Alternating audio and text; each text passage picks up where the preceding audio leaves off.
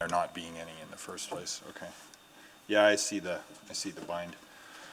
Okay, sorry, we're just trying to there are further agenda gymnastics that we are trying to sort out, but I will try to get us started here. So roll call in 30 seconds, if you don't mind.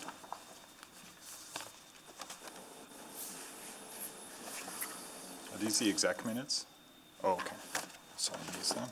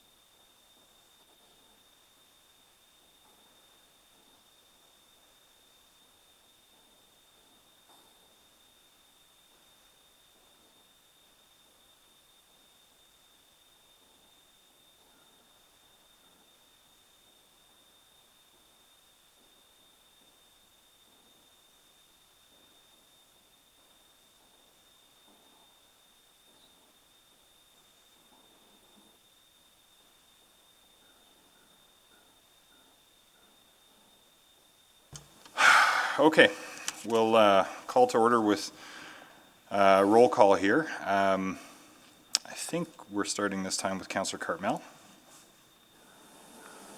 Good afternoon. Welcome. Councillor Katarina. I'm here. Welcome. Councillor Zadig. I am here. Welcome. Councillor Essinger. Present. Hello. Councillor Hamilton. Present.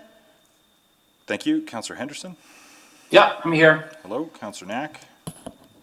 Good afternoon, I'm here. Welcome. Councillor McKean. Aye. In person, no less. And Councillor Nickel. Present. Hello. Councillor Paquette. Good afternoon. Welcome. Councillor Walters. I am present. Welcome. And Councillor Banga. Present. Great.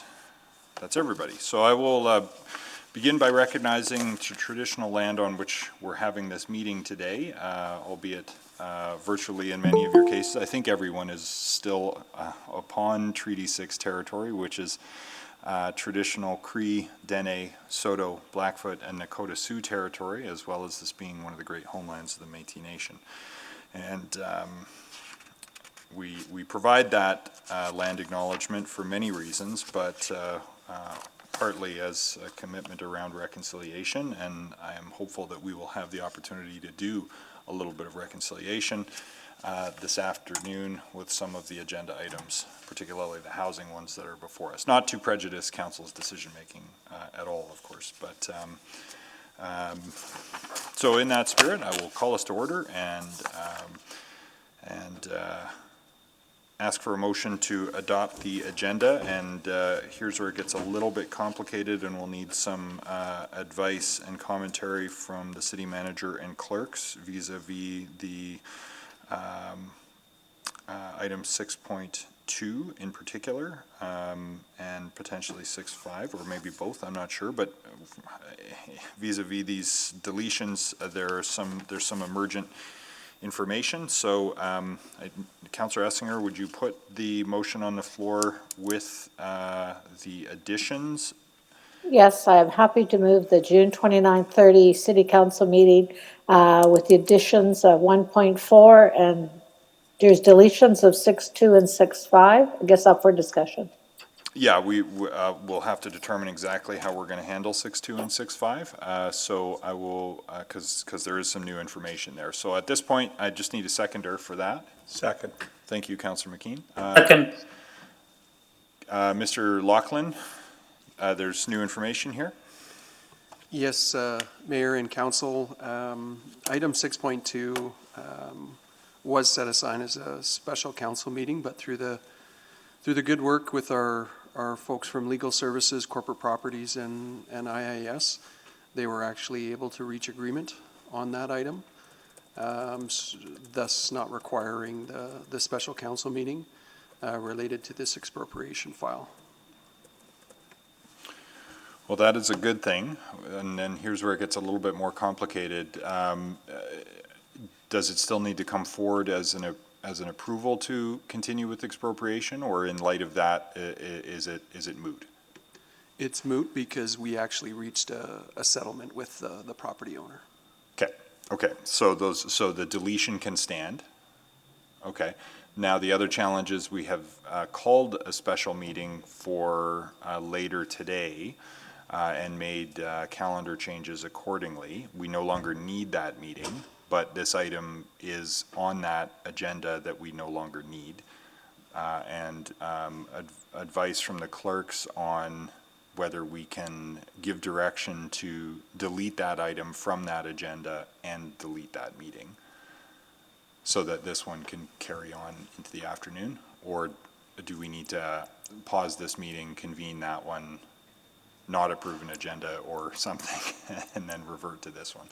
I think the easiest thing to do would be to get this agenda approved in whatever format that you're comfortable with, and then we can do either notices without, or motions without customary notice to give us direction, as long as all of council's in agreement. I think that seems reasonable. But right now, what's before you is just the first council meeting today. Well, but yes, though it includes a recess at 3:45 if we take no further action to, but we can come back to the question of the orders of the day for this meeting, which are part of the agenda, when we're in a position to cancel the other meeting, which is no longer needed. So We can deal with perhaps it. subsequent to the approval of the agenda, we can Please. give direction. Okay, if the clerks can write something up that keeps us out of trouble, then are there any questions on the agenda as it is before us with that deletion? Recognizing orders of the day will likely change so that one way or the other will continue as needed in this afternoon until 5:30.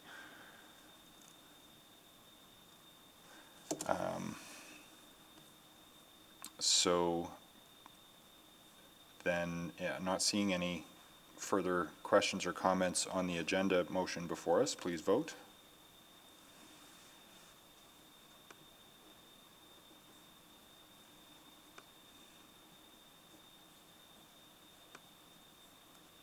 Yes.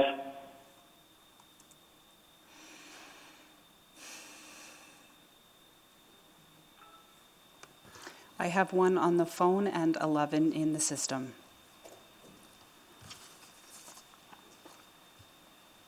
Okay, we're still waiting for one here.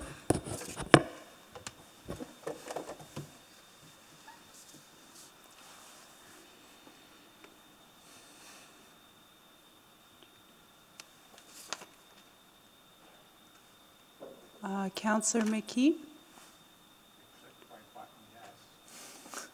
On MMSX? Thank you. We have 13, Mr. Mayor. Thank you. Display the vote. That's carried. Okay. The minutes from some previous council meetings. Councillor Knack? Thank you, Mr. Mayor. I'd like to move the adoption of the meeting minutes from the June 22nd, 23rd, 2020 City Council meeting, the June 23rd, 2020 City Council public hearing, and the June 15th through 17th and 22nd and 24th, 2020 City Council meeting. Second. Seconded by Councillor Zanuck. Thank you very much. Please vote.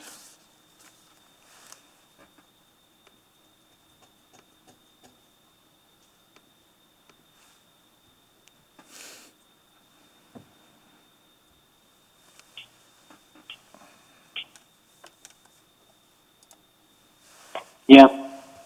I have 13 votes, Mr. Mayor. Display the vote.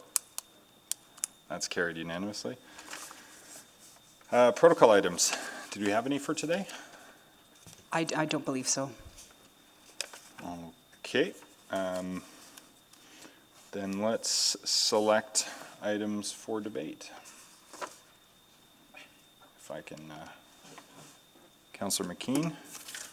Thank you, Mr. Mayor. Now, let me just double check that I have that in the right order. I'm having a little trouble getting between my screens. Bear with me, please. Okay, yep, Councillor McKean, go ahead. You're first up. Yeah, I'll just select 6.3 and 6.4, thank you. Councillor McKean selects 6.3 and 6.4. 6.2 having been deleted, 6.5 having been deleted. Other selections? Take we have to select 6.12, Mr. Mayor, right? Councillor Walters will select 6.12. Yeah, that makes sense. Got it. Mr. Mayor, 6.7, please, just for a couple of questions. Okay, Mr. Mayor, 6.11, please, for voting only. anybody, thank you, Councillor Cartmel. Anybody else want 6.11 for debate? Or just for voting? Okay, we'll sever it for voting at the top of the agenda here. Councillor Knack? Thank you, Mr. Mayor. I need to select, sorry, my screen's not scrolling down. I think it's 9, it's the only 9, 9.1, thank you. Okay.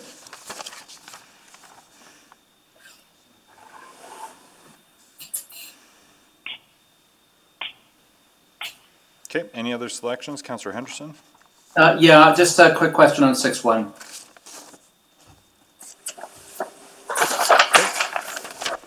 That'll That'll give me an opportunity to make a 5-minute speech. Anybody else with selections? Won't be 5. I can fit sanctimony into 3. I can move all other items. Thank you, Councillor Walters. Second. Seconded by Councillor McKean. So on those Second. items, Can we just confirm if Councillor Nichol is actually on the line? We may have lost him before we vote. Councillor Nichol, are you there?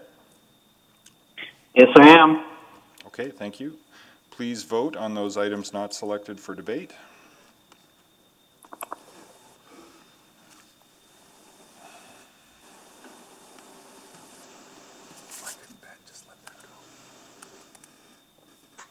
Yes. I have 13 votes, Mr. Mayor. Thank you. Display the vote. That's carried unanimously. Okay, 611 was not selected for anything other than voting purposes. So would somebody be prepared to put I'll move. 611? Thank you, Councillor Knack. Seconded by Councillor McKean. All right.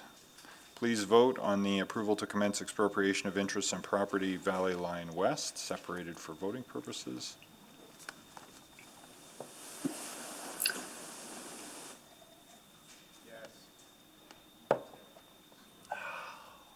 No. Mr. Mayor, we had 2 verbals, and the remaining have voted online. And if you wouldn't mind declaring the vote, please. Display the vote. And that is carried 10-3 with Councillors Katarina, Cartmel, and Nichol in opposition.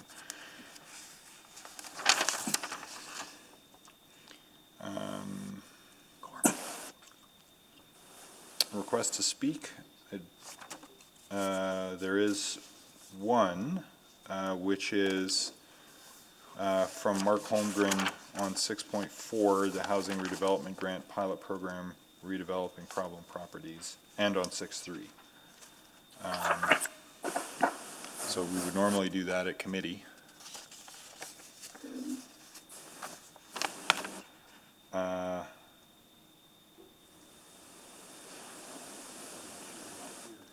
Could have been part of the delegation if we needed them, but whoops. Is,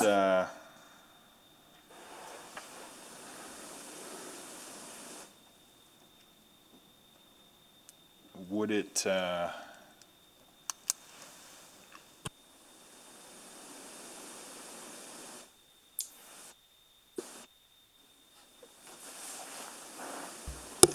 we're just seeing whether there's another way to handle this. Bear with us for a moment, please.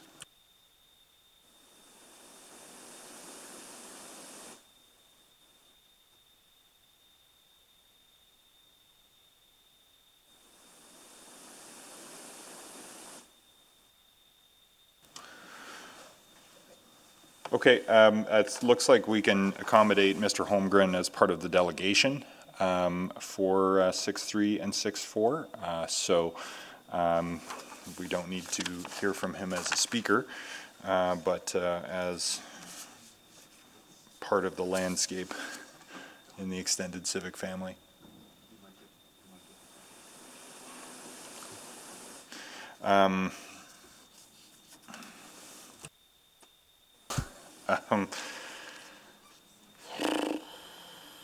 Requests for time specifics. I don't think there are any other than that which was already approved as part of the... So, Mr. Mayor, in not trying to interrupt you, I do apologize, but we're just going to have to take that previous suggestion offline just to make sure that we're all on side with the way forward. So maybe we could come back to that question. Okay. Okay, well, we haven't moved a motion yet. If one is necessary, we can consider that. If there's other information, we can consider that, but I'm not hearing a motion right now, so we'll see what's the best way to handle that request to speak before we get into those items. So stand by, please. Time specifics, we're approved with the agenda already, and just a reminder, we'll do 6.1 first, and then we'll go in order from there, with the exception of 6.12, which is scheduled for 9:30 a.m. tomorrow, which is the referred motion regarding Edmonton Police Commission. So,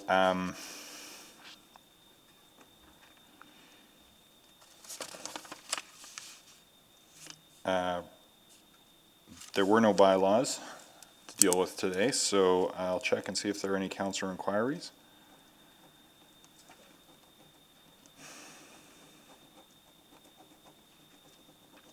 Not seeing any, then we'll go first to 6.1, sale of lands for permanent supportive housing to Homeward Trust Foundation. It says there is a presentation. I don't need one, Mr. Mayor, but if others would like it, that's fine. Does anyone want the presentation on 6.1?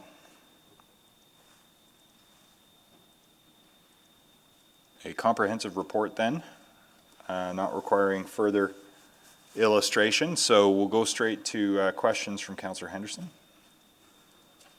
Yeah, my questions are really process ones, and to some extent, I've had it answered offline, but I thought it'd be worth asking out loud because we've made a significant. We haven't done any public engagement really yet.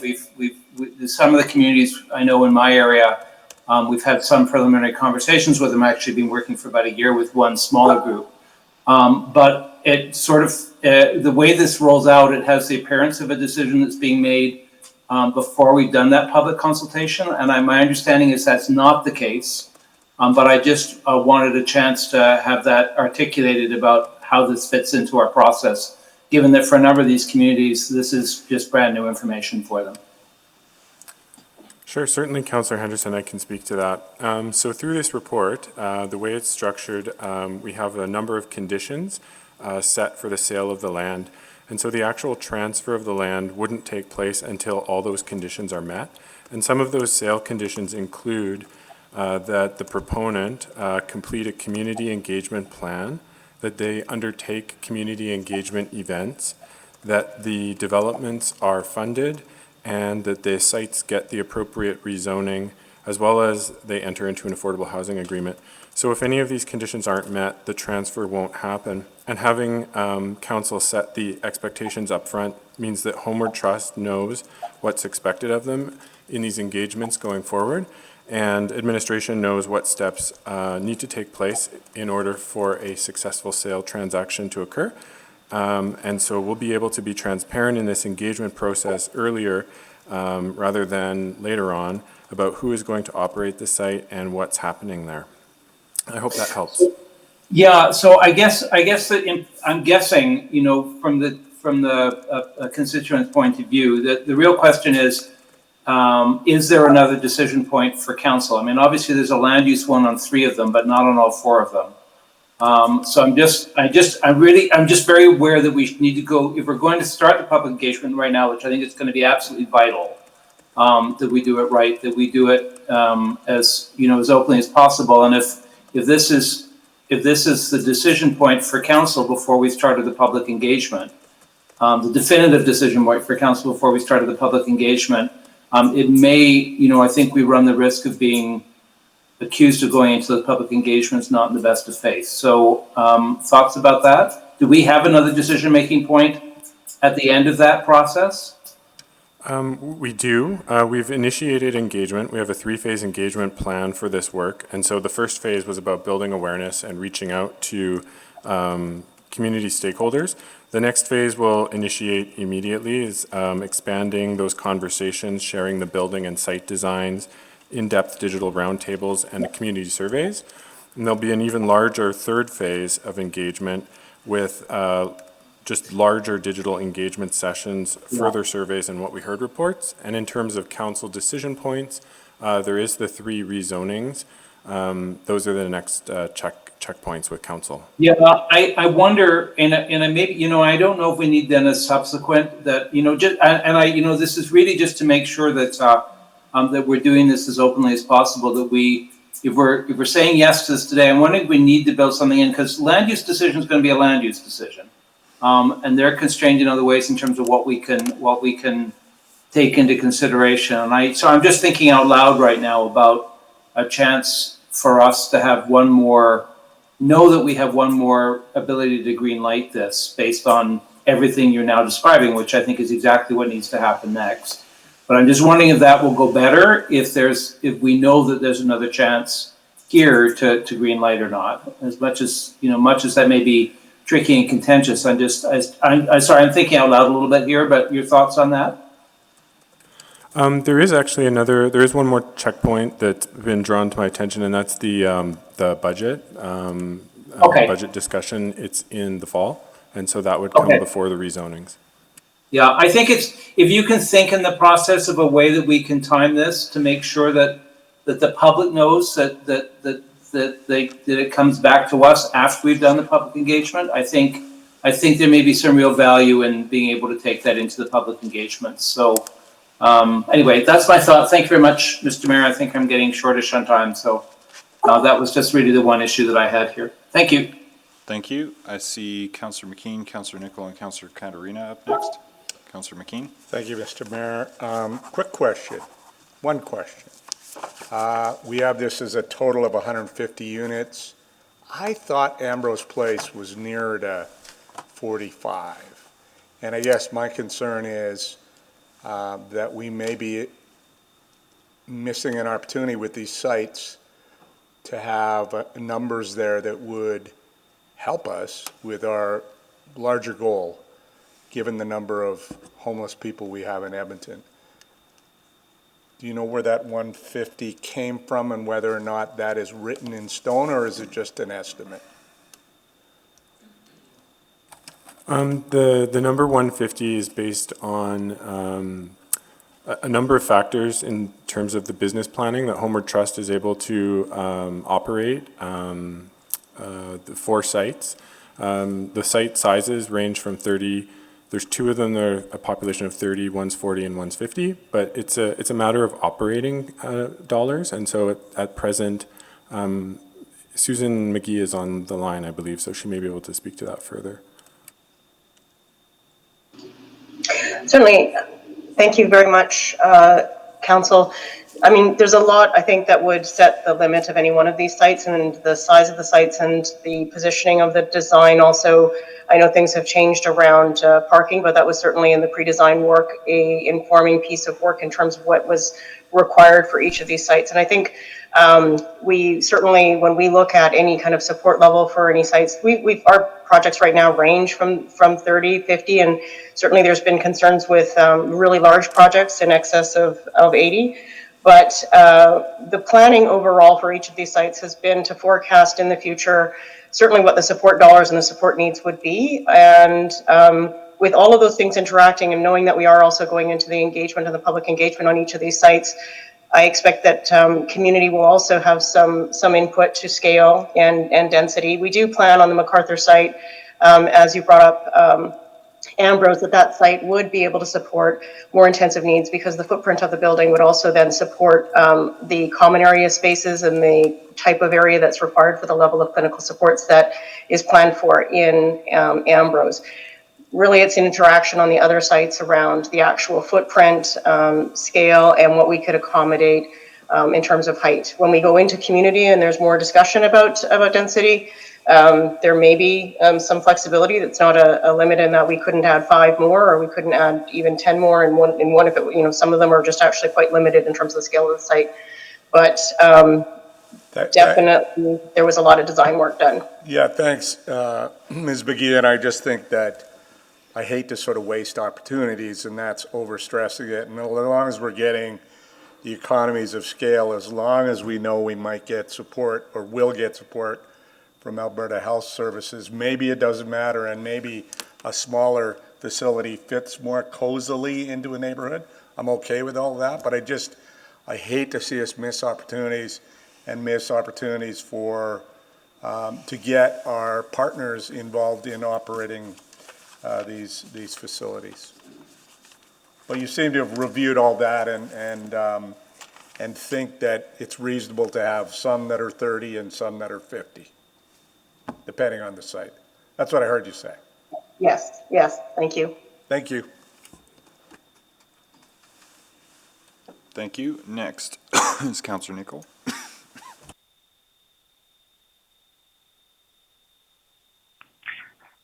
So, in continuation with Councillor Henderson's comments, can you please try it again to explain to me how the sale is not prejudicial in terms of a future land application? So the attachment 2 of the report is as an example, has some conditions precedent within it, and they set out what's expected of the applicant in terms of completing rezoning, community engagement plan, engagement events condition, and actually securing development funding. So those conditions are a part of the council approval today, and they would guarantee that those actions need to take place prior to the actual land changing hands. Okay, I will ask law then, with regards to land use, cannot one sit back here and even just look at this report? Because we've done no public engagement whatsoever. If this was in somebody's private hands and not an NGO or a government agency, isn't this lending itself to appeal? Thank you, Councillor Nicol. The way that we have structured this is often that we would obtain council approval of a below-market transfer before allowing the developer to expend time, effort, or funds in respect to the land. But this ensures the developers only taking steps once they have an interest in the land. So the way that we have approached this is the city would lead the engagement. We would work on the conditions precedent, and once the land transfers, then we would have the developer involved in the engagement to proceed. And we would come back in the fall with the budget approval. So if I'm sitting in King Edward Park, and if I had a variety of people give me a telephone call, to much to their surprise, this decision is being made, and they're completely unaware of it. Obviously, it's going to strike to them, as this is a show and tell, given that the city is not only selling the land, has an economic interest to do so for good social outcomes. I understand that. But how am I to assure them that they're going to get a fair and open public hearing process? So the way this is structured is it allows us to do engagement as early as possible so we can get a full amount of public engagement. And it would be led again by the city so that we would hear the information. And then once the land transfers, we would have Homeward Trust much more involved in the engagement process. I guess the crux of the argument, ma'am, is simply based on the fact that they don't see the city as a neutral arbiter in that public engagement process. Can you not see that possible issue being raised? Councillor Nicol, we will be, as a function of all of the engagements, seeking input on the design of the site, the development. We'll be asking communities for input on what needs to be covered in a good neighbor plan, and all of that will be captured in a What We Heard report, which would also underpin the rezonings when we come back. Well, would you not be surprised? I hope you will not be surprised in a don't you think kind of fashion that you're seeking the input, and there will be an accusation from the community as a show and tell because this whole report has come before even the land use has been considered in terms of shape, form, and whatever it's going to be. So I guess, don't you think, please don't be surprised. Anyways, thank you. Thank you, Councillor. Councillor Caterina.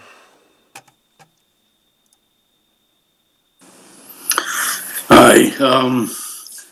So with the other site, the fourth site, and this has been a commentary the last week and a half after the decision was made for the jockey quarters, people are asking why the decision prior to community consultation. And so I want to know where the status is of that, when it's going to be starting, that I can relay that information on to constituents. At this point, this is very similar, that decisions being made prior to the public consultation and prior to the good neighbor plan. And in the event that constituents, who's going to decide whether it's a good plan or not? At the end of the day, we consult, we hear from people, decisions already been made, and moving ahead. What if we're not happy with the good neighbor plan? Sorry, Councillor. Sorry, Councillor. Are you asking about the jockeys' quarters or just the engagement plan generally? Just the engagement plan generally. Related to how we deal because with- this is very similar to the jockey quarters where we made a decision with the, I guess, caveat on it that there will be a good neighbor plan in consultation to the neighborhoods at a certain point in time. Okay, well, I just ask, we'll let them answer that question. I just ask because we've already made the decision on the jockeys' quarters, but tangentially. Well, the leading to the conversation so far by the first two councillors, perception here with that decision is exactly the same. Where were the public consultations prior to the decision? Phase 1 engagement activities have already taken place. We've already notified all of the affected community leagues. We are doing a 200-meter notification radius on all of these projects, which is 3 times the requirement of the zoning bylaw. We'll be initiating a number of activities, I have a very long list of them, as soon as tomorrow in terms of getting our website up, beginning to take inputs, and moving through a very detailed engagement process. Okay, so that, has that been publicized, Colton, to this point? Yes. I would have thought that with the discussions of last week, the week prior to that everybody would have understood that we are going to have community consultation. That is not understood. People say they've heard this for the first time. They've maybe read it in the newspaper the first time if they're not one of the recipients of the mail drop. On the jockey dorms, the mail drop has gone out. And we are currently scheduling the digital engagement events, and those will be communicated back to stakeholders as soon as we nail down the dates and the platform. Okay, so it's can I say it's imminent or like very soon to happen? Yes.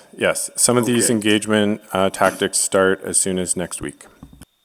Okay, and with the time today, can you tell me which community leagues you're involving in this? I know we had a group of 7 when we used to deal with Northlands. Can you tell me who the community leagues are going to be involved in this step? It would be anyone that is. I don't have the full list in front of me, but the 200-meter radius will select the community leagues that are involved. Well, that, Colton, is not far enough to include you getting a notice, personally. It's not far enough for Delton to get a notice. It's not far enough for anything east of 50th Street in the 5 community leagues there to get a notice. So if you're going to 200 meters, what's the difference going to 300 or 400 to make sure that those community leagues that have been identified over the years with the issues at Northlands for all sorts of reasons are part of this discussion? So Councillor, the premise of your question is you would like more notification and engagement than on the previously approved item? Yeah, if they're just going by the 200 meters, there's going to be a number of community leagues that have expressed concerns that will not be in the notification. And their concern is that they haven't been notified. So if you can give me a list of which community leagues you are going to capture with 200 meters, I might be able to suggest others that have concerns as well.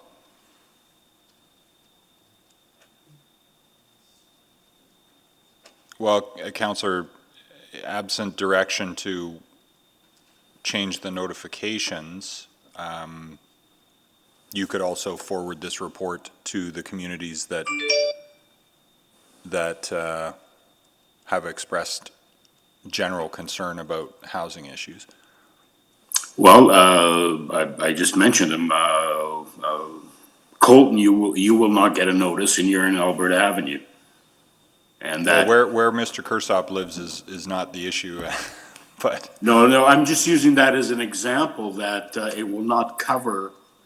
For example, Alberta Avenue, Delton won't be covered by the 200 meters in any direction that you go. If they could provide me a list of the community leagues that they're actually going to be engaging, I can let them know whether that's sufficient or not from the ones that have expressed concern so far in the last couple of weeks.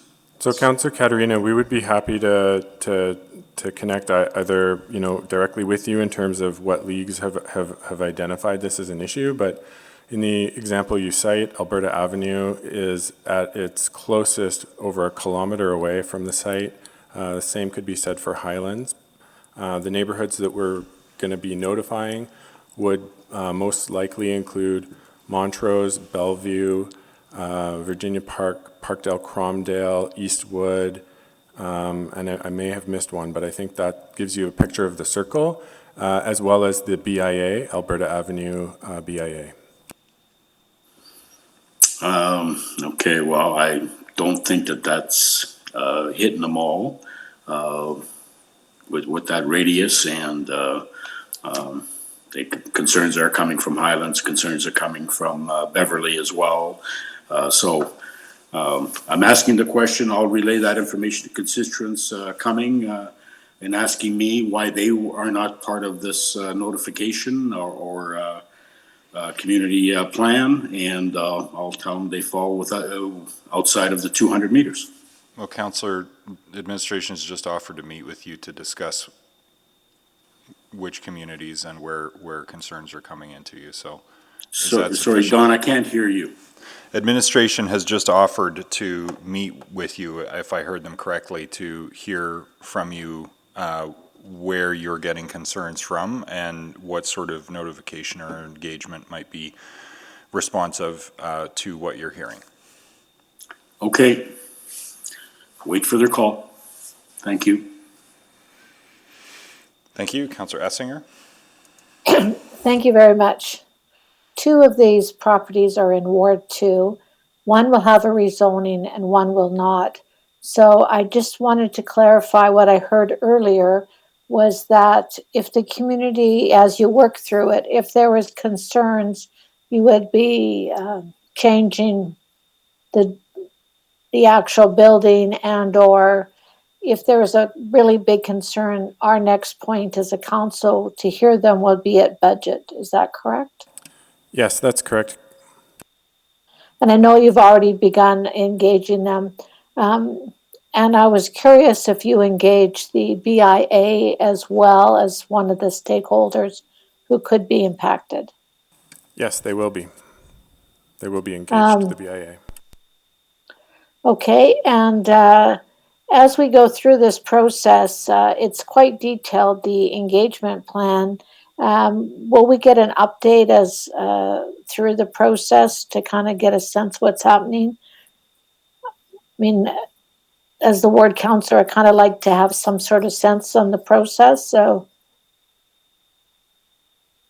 Yes, for the rezonings, there will absolutely be background on, and there is a what we heard report that will be prepared to capture all of the input and then how it was used to inform the development. On the site that doesn't need a rezoning, we will still be capturing and presenting that information because it will be useful in designing the good neighbor plan. But there is a land use dimension in that it's an allowable use on the 124th Street site. It falls within the zoning bylaw and the list of uses that are appropriate on that site.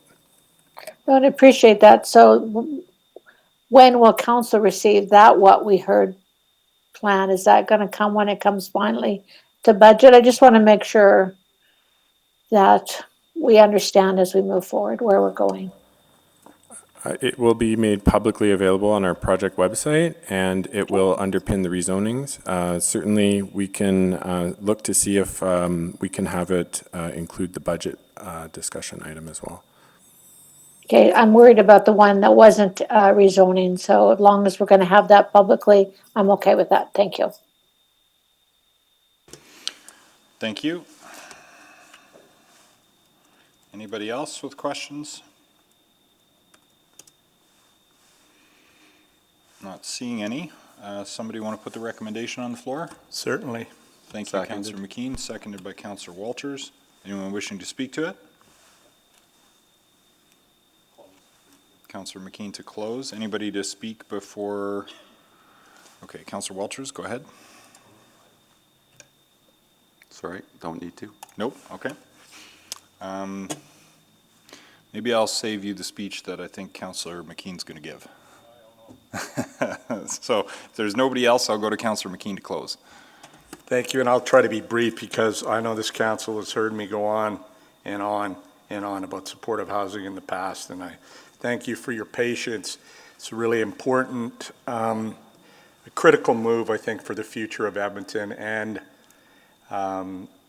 this being a just and fair and vibrant and prosperous city, and prosperous is something that I would emphasize, not just for the people who are now living rough on the street, but for all of us, because we spend way too much money on first responders, hospitals, courts, cops, whatever, around the fact, or because of the fact, we do not have sufficient amount of housing for these folks. Right now, I'm getting renewed emails from Dawson Park and the people of Riverdale about problems down there arising again, and it really is frustrating. But what's important here, I think, is that this council, and I want to give a lot of credit to this council led by Mayor Iveson and our housing initiative led by Michael Walters, has done tremendous work to make this a high priority. And we've got a lot of work to do ahead to talk to our partners, seniors or other orders of government around their involvement.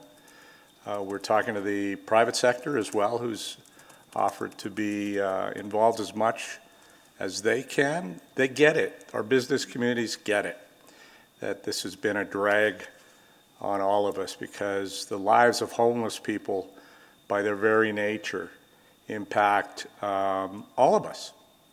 And so I'm thrilled with this. You know, I get that some of our council colleagues are going to be put through some stress because of this. And I can't volunteer Councillor Walters as the lead of the housing initiative, but I think one or some of us should come out to support our colleagues through this too. I think, and the other thing that I'd hope we adopt as our baseline is that housing is a human right. And Godspeed to all of us around this, and I understand there may be some technicalities that we have to deal with, but this is really good work by administration, really good work by administration. I applaud that, and I want to thank you for it, and hope we can get this roaring ahead as soon as we can with cooperation from the communities. Thank you. Well, I'll volunteer for those meetings too. Please vote. No.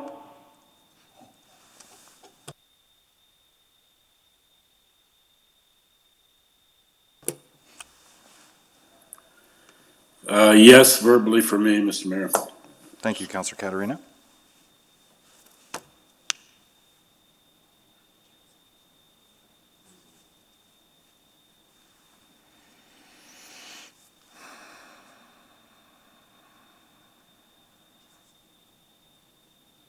I have 2 on MMSX, and I have 9 on the VoteBot. I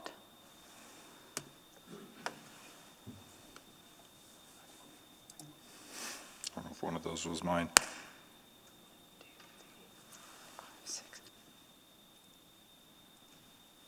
We have 13, Mr. Mayor. Thank you. Display the vote. And that is carried 12-1 with Councillor Nicol in opposition. And I will just say that this council has been, well, there's still more public engagement work to do on this, consistent about commitments we've made to the community about distribution of housing to different areas where it hasn't been before, and this is very consistent with that. Though there's still more work to do to get these through the engagement and regulatory process and not to prejudice the outcome, this is still an important step towards that end homelessness goal that this council has been so diligent on. On a point of order, Mr. Mayor, I think you've just done so. So the more you continue on this, I think it's objectionable. And to be perfectly frank, the vote's been done, so let's save the editorializing for later.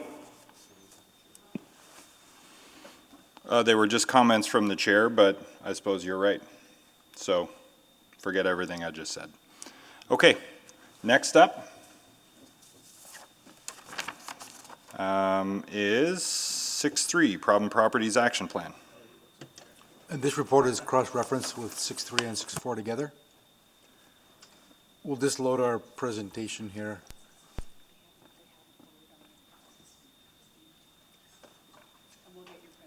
Okay.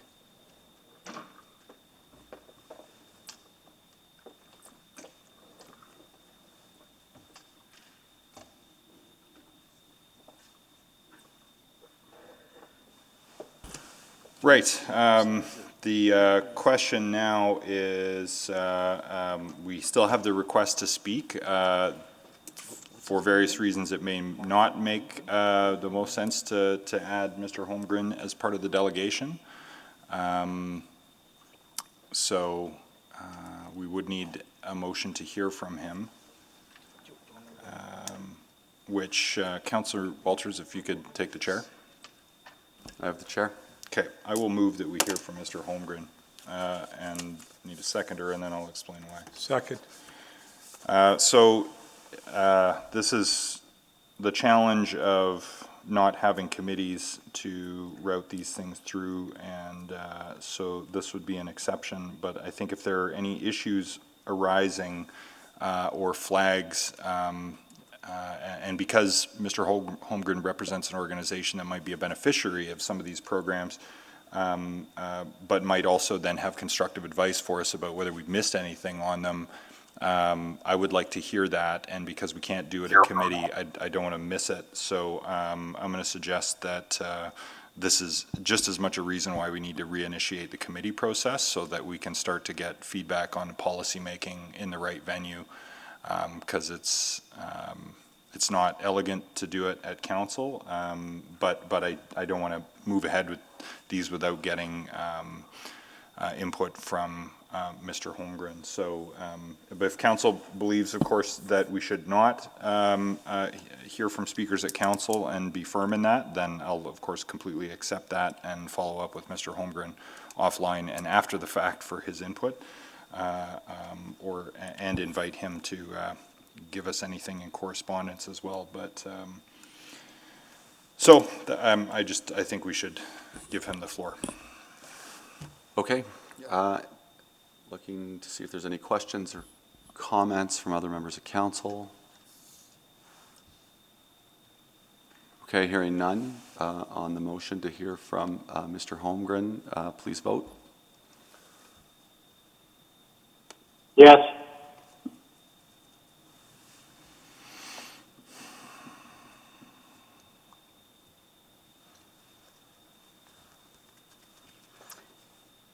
Deputy Mayor, we have 13 votes. Okay. If you could declare the vote, please. Display the vote.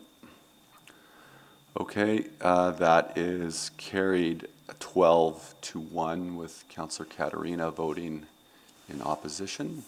I'll return the chair, Mr. Mayor.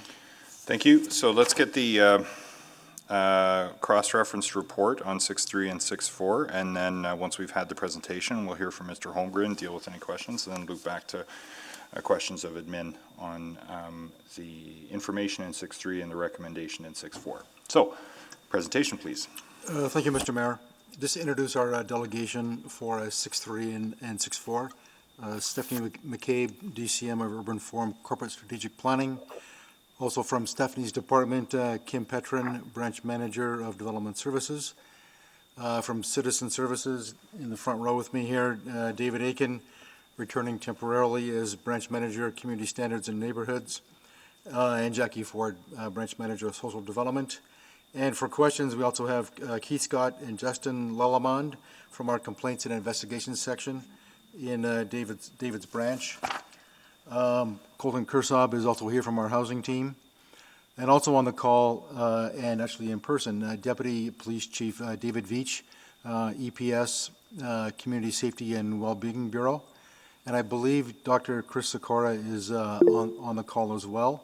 Dr. Sikora, Edmonton Zone Head Medical Officer of Health. This is very much an interdepartmental and interagency initiative where our work is integrated to achieve better community outcomes And I believe Kim Petrin is going to do the first few slides and then pass it to our team. Great, thank you. Good afternoon, everyone. Just to start off, we'll talk about problem properties for a minute. A problem property is defined as a property that has significant detrimental impact to the surrounding area and includes but is not limited to nuisance conditions, land use infractions, property deterioration, unlicensed business operations, and noise violations. The property has a recurring history of violations and non-compliance by property owners or tenants. These properties represent risk to the vibrancy of a neighborhood. Examples of these kinds of problem properties that we're talking about are shown on the screen. In October of 2019, Urban Planning Committee meeting, the following motion was passed. The motion asked that administration engage with stakeholders, including Edmonton Community Development Company, HomeEd, and EPS, Alberta Health Services, and other municipal agencies as well as communities to develop an aggressive problem properties action plan that included redeveloping problem properties and innovative enforcement and legal strategies that recognize safe housing as a human right. So immediately after that meeting, next slide, please. Administration met with the community leaders several times to better understand individual neighborhood and community concerns and how best to address the problem properties. Social support agencies and other groups were contacted to discuss their key perspectives and what success would look like. Community direction included interest in improved communication, more regular open communication with the community, easier reporting, a sustainable long-term strategy, a more meaningful role in solution development, a clearer definition on what constitutes problem properties, faster action, and ongoing public engagement to regain public trust. Community leaders continue to contemplate potential approaches or mechanisms to provide the necessary citizen on resolving problem properties. Administration and the community leader group is considering a collective approach as one intentional way of working together and sharing information for the purpose of solving problem properties by community members. Next slide, please. Of note, based on community direction, effective immediately, the Residential Living Governance Committee will now be known as Problem Property Initiative. This new name is designed to help citizens more clearly understand the nature of this important work. Leads will direct the work while frontline teams will continue to aggressively deal with problem properties. Throughout, we will continue to work with communities to maximize effectiveness across the 6 priorities highlighted on the screen. I will turn it over to Mr. Aitken, who will highlight how we're taking action. Thanks, Kim. The last time administration was before committee, we talked about a small element of problem properties and the coordinated approach that we were taking. This chart before you demonstrates the broad scope and scale of all the agencies, internal and external partners, stakeholders, and community groups involved in this initiative. Obviously, without a coordinated, integrated, and community-minded approach, we will not be successful. We heard loud and clear that communities want action and council wants action. So working with our partner agencies, Alberta Health Services, the Edmonton Police Service, Government of Alberta Safer Communities and Neighbourhoods team, we came up with 29 action plans that fell under 6 main themes. Stronger and faster compliance strategies, realigning and targeting existing resources, legislative and process improvement, using data to better drive solutions, better internal and external communications, improving housing safety, and looking at opportunities for redevelopment. 3 of these themes touch on the Housing Redevelopment Grant Pilot, which we'll be talking about in a moment. While crafting this council report, administration and its partners took the opportunity to action a number of these plans already. Today, we have seen increased resources to support this initiative, including increased resources from our partner agencies. Creating a public-facing website that outlines the Problem Properties Initiative, developing a confidential complaint reporting tool, starting engagement sessions with our community stakeholders, and looking forward to many more. Creating a tenant resource guide, increasing the number of high-risk problem property inspections, and continuing to work with our social agencies in support of those impacted by problem properties and slum landlords. While many of our early actions are having success, our community conversations point to the need for a long-term strategic approach. We aim to have a long-term strategic plan by the end of next year while continuing the current work. We plan to focus our efforts, report our outcomes, measures, and targets, and be responsive to community concerns. Administration will report back to Council on the first 12 months of our action plans early in 2021. I'll now turn it over to Ms. Ford. Thank you, David. As part of the cross-referenced report, we have some slides describing the proposed housing redevelopment grant. The proposed grant this grant is part of the overall response to the October Urban Planning Committee motion. Specifically, the grant program responds to the redeveloping housing aspect of the motion. The proposed grant would work by offering funding to nonprofit housing organizations to cost share the redevelopment of problem properties into well-managed affordable housing. This pilot grant program will be used to test whether the approach works, and if so, it could be expanded as an ongoing initiative to regenerate problem properties. The program will identify up to 5 problem properties to redevelop in its first year.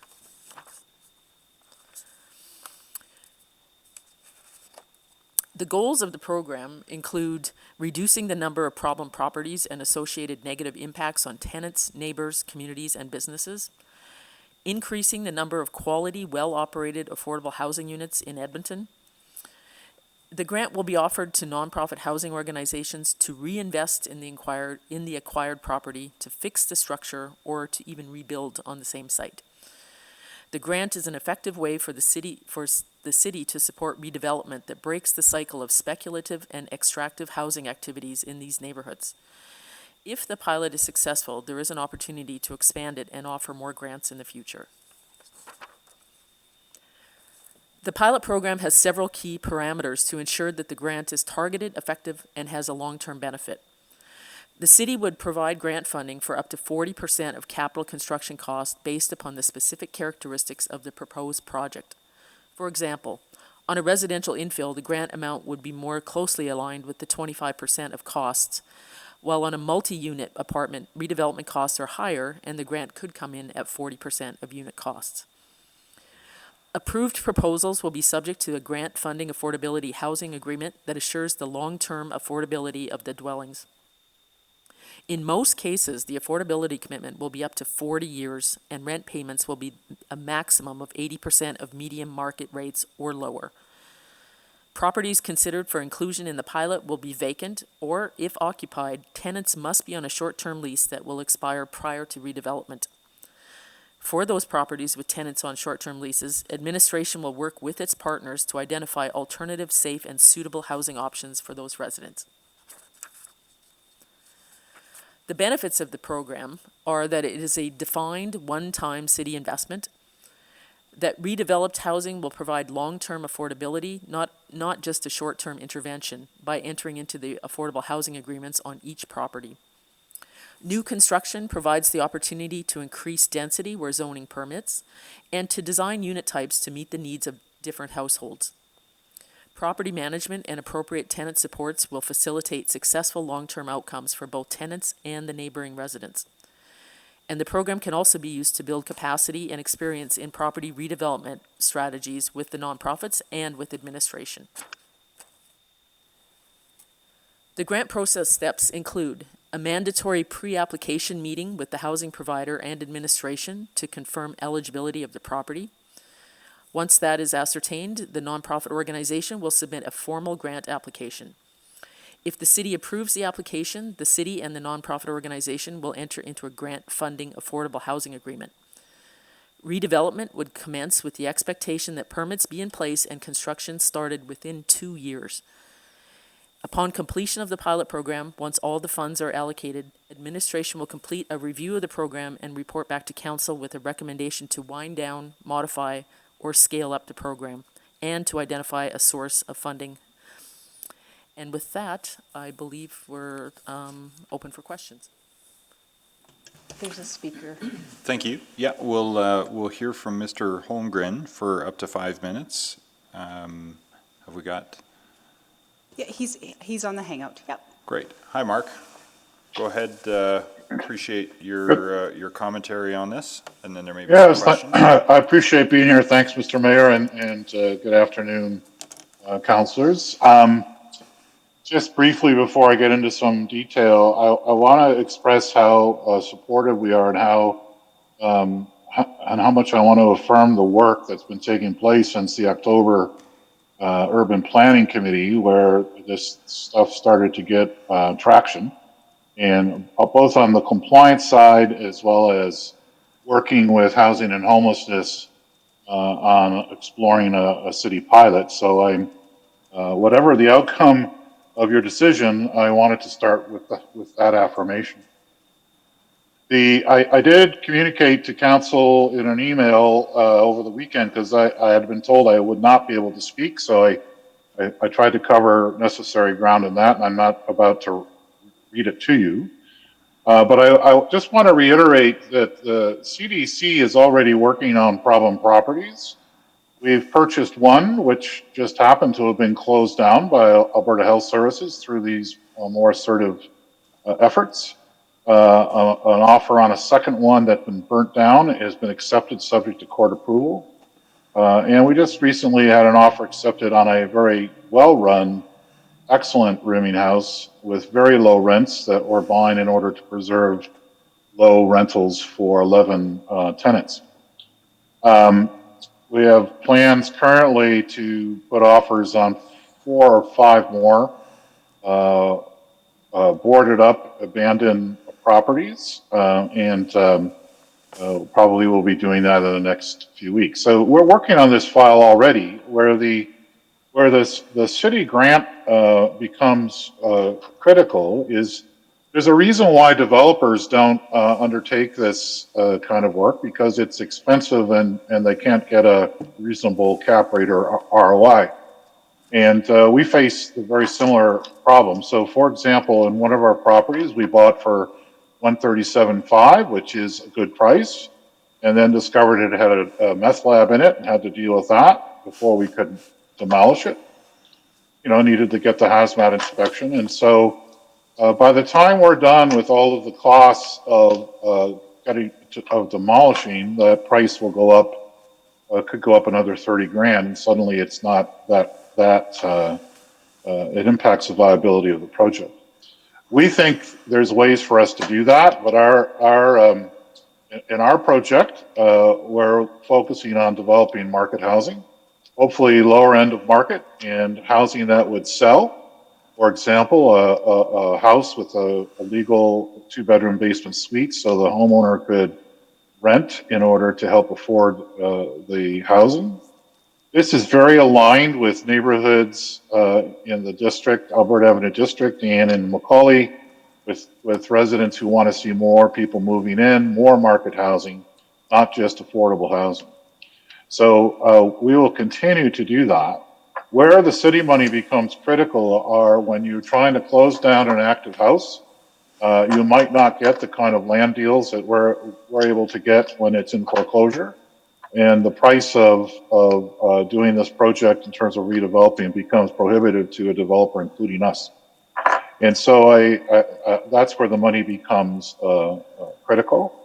But there's 3 things I'd like to mention for your consideration. And so one is the way I read the reports is that the city pilot would only be applicable to affordable housing, which I read to mean subsidized housing. And our pro formas currently indicate that it's going to be a very difficult to build such housing without city money, but also there will be neighbors who don't want that kind of housing, and I think that could become a barrier.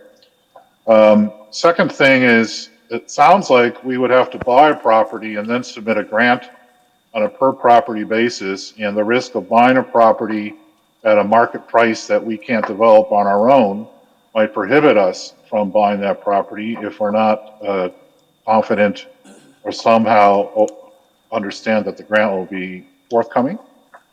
And third, the conversations we had with administration was to also try to see if the application process can be streamlined, albeit done with all due diligence. But if we have 3 properties, for example, that are applicable and we're a part of this program, could we not apply for 3 properties at once? Is there a way to make this easier on the application side when you keep in mind that the CDC is 3 people? So very Get you to wrap encouraged. up there, Mr. Holmgren. Sure. The 5 minutes is coming to a close. Thank you. So in closing, very supportive of both reports. Really glad to see traction on this file and the city's interest in participating. And the CDC is happy to play what role it can with others to help start tackling this problem. Thank you very much. Thanks, Mark. Questions for Mr. Holmgren? Councillor McKeon? So I was going to ask questions of everybody. Do you want me to restrict it to Mr. Holmgren, or? Yeah, let's just see if there are questions for Mr. Holmgren. Okay, I will do that if that's okay then. Yep. Mr. Holmgren, you spoke about something that I'm concerned about too. Communities like Macaulay, and I suspect some of the neighborhoods in Councillor Katarina and Councillor Paquette's wards they have a lot of affordable housing in there, a lot of it private, but these communities would love to see an injection of market housing, which by their very nature would probably still be market affordable. That seems to be what you're suggesting the CDC, rather than some sort of deep subsidy rental housing, you have a different proposal to us. Yes, and so market housing that's affordable within the context of each neighborhood, of course, is the goal.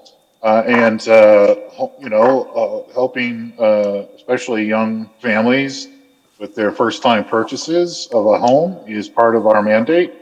Quite frankly, the ability to pull something like this off in terms of pro forma, in terms of the economics of the project, are much more doable if we are buying, demolishing, and rebuilding housing to sell. When you get into renting, the pro forma does not work without subsidized rents. And in our work as a community developer, we're responding to neighborhoods that say, Mark, we want more market housing. No one's knocking on my door asking for us to knock these down and put up more subsidized housing. So, Mark, what might be some of the other advantages or strategies that the CDC would bring to this as well? Like, would there be some potential for job training and other things that would go into your strategy around building these houses that may not be typical? Because you have this sort of broad mandate to uplift people and the neighborhoods they live in. Yeah, I think there's numerous benefits, some that can start right away and some that are longer term. So a parallel initiative that we've undertaken is to work with Boyle Street and Jasper Place and Right at Home and Bissell Center on the development of a collaborative property management company that would allow us and others, including themselves, to actually provide the kind of property management that is very aware of how to do that work, but also aware of the clients who live in affordable housing and other housing types. And that company would be training and providing living wage jobs. We're already in conversations with a few developers around partnerships where they might provide some preferred pricing, but also are open and willing to work with in some kind of training way with some of these organizations. We do business with Boyle Street Ventures. They're working on one of our sites, and they do all the upkeep of our other sites. So we're already a participant in that kind of activity. And longer term, if this gets traction, then we would work with others around what extent should there be a social enterprise that might hire and train people in some of the construction work. Yeah, and last question. If the CDC gets a number of these sites and does what would be market rent on them, over time that starts to turn a profit for the CDC, that gets plowed into your other efforts, yes? Yeah, in particular it does, because we're not in business to make, to turn a profit as another developer might. But our priority around this kind of development, smaller scale development, as opposed to our large properties, any money we make on these properties will go right back into trying to buy up and redevelop more problem properties. So that's certainly a guarantee we can provide to City Council. Is that's where how we see creating some kind of circular approach to doing this. Right. The other thing is the city is prepared, which I think will be a benefit to some potential homeowners, to look at how we might help with down payments. I'm out of time, Mark. Thanks so much. Thank you. Any other questions for Mr. Holmgren? Not seeing any. Thank you for the context. I'm sorry I missed your correspondence, otherwise I might not have moved to hear from you. So, but this has been helpful. So, thanks, Mark. We'll now go to questions of administration, and this had been selected by Councillor McKean. So I'll start with you again. Yeah, sorry, I'm going back to back here, but don't apologize. I'm going to try to go through a few of these questions quickly. Where will the Problem Properties Initiative, man, I love the sounds of that, Problem Properties Initiative, to whom and where will they report? Because I was a little confused before whether it was Police Commission, Community and Public Services Committee. Do we know that yet?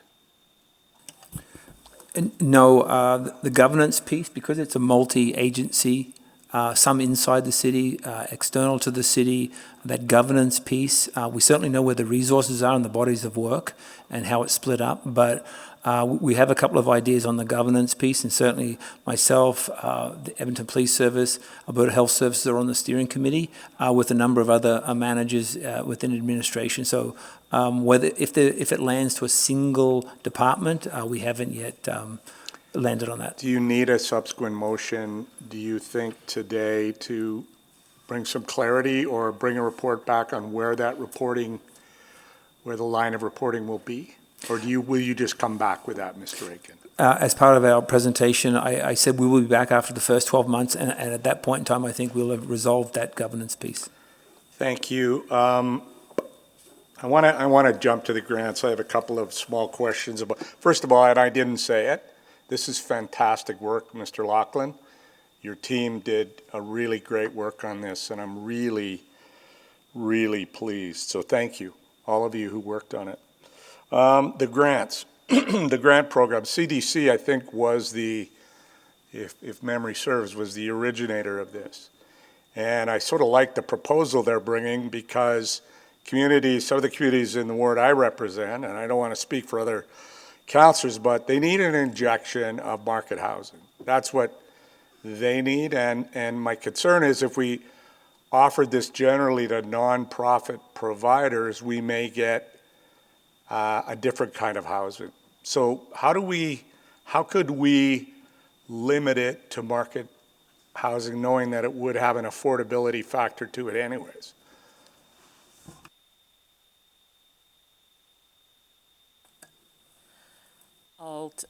Thank you, Councillor. I'll take a stab at that, and then I'll ask. It might even be a legal question, I'm wondering, Ms. Ford, because we would be, I'm not sure how we would RFP it or restrict an RFP, or just say this is a program we're going to work with through the CDC. At this point, we're looking at, and we did specifically come with the nonprofit angle to it, because we were looking at trying to keep an affordable housing agreement on that land, so the land doesn't, so for the next 40 years, that land would remain specific to affordable housing. That doesn't necessarily mean that a private owner couldn't own the property, but the rents would still have to be affordable. So we have not, in the context of this grant, looked at providing grants to for-profit housing to create market housing. It just wasn't. I can tell you that rents in Macaulay right now, in a brand-new triplex, will be affordable relative to probably a lot of other parts of the city, certainly other mature neighborhoods. So, but that's what they need in Macaulay. They need sort of families to support local business, families to volunteer on the local community league, et cetera, and that's where they're, these communities, and I think we have some duty to this given our policy around 16%, that we have to look at what we're doing with this program and whether or not, like, a nonprofit provider like CDC might have some goals that very much match the community because they work with the community around those goals. So could we, in a sense, work with the CDC on this grant program solely? Councillor, I'll weigh in here quickly. What we wanted to try to do with this is do a pilot and stick to that 80% of the average market rent as determined by CMHC, and it is in that affordable category. And we think it's less risk than in perhaps in sort of a phase 2 if the pilot does show some good results. I feel like I'm not getting, I disagree with you, Mr. Smythe, with all due respect. And I think what these communities need is something different, and I'm out of time, so may come around again, Mr. Mayor. Thank you. So far, I've got Councillor Walters, then Councillor Knack, then Councillor Paquette, then Councillor Essinger, then Councillor Nicol, then Councillor Banka. Councillor Walters is next. Thank you. So this, I suppose, feels a little similar in parts to the old RAP program. I don't know if anyone, Mr. Aiken, you've been here a while. What are the similarities to this, and could this turn into, because that was a residential rehabilitation project for these kinds of, that was used to rehabilitate these kinds of properties in the past. So that was a federal program, was it? Unfortunately, I'm not well versed on that one. Maybe someone on the line knows the RAP program. Can't believe I'd be the longest memory. Councillor Walters, I do have some memory of the RAP program. Well, I just wonder, because that program was around for quite a long time, so it might be worth kind of looking back and doing some historical research, because that program did benefit a lot of the then problem properties in the late 90s and early 2000s. So I guess I asked that just because there's some promise here. And of course those programs are the carrots. The stick that we used to have, or we used to use, was working with then Capital Health, now the same department, I guess, of AHS, to ultimately demolish a number of these places. So I know that on the grant side, that's not the intention, and I understand the need for the incentives. But in terms of the longer term problem properties action plan, how aggressive are we able to be these days if health orders and safety codes orders aren't being complied with, to have the support of the courts to demolish these properties?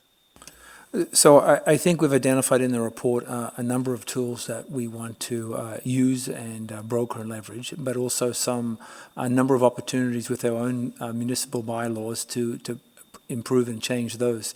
Right. And so I think we've got renewed support and vigor, a new approach from an escalation desk for the worst of the worst, but also just a general acknowledgement that we need to do more.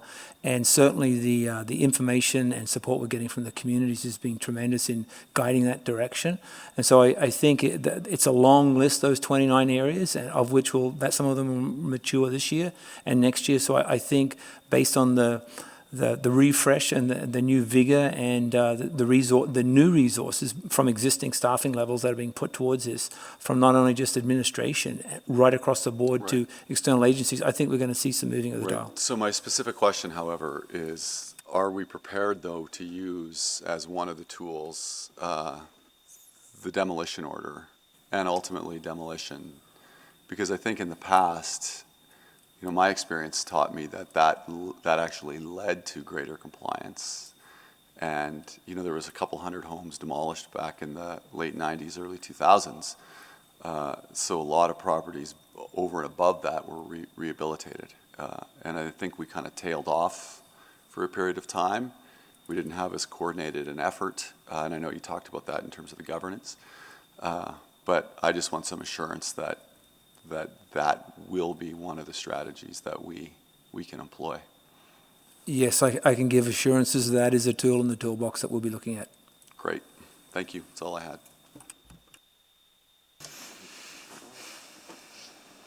Thank you. Next is Councillor Knack.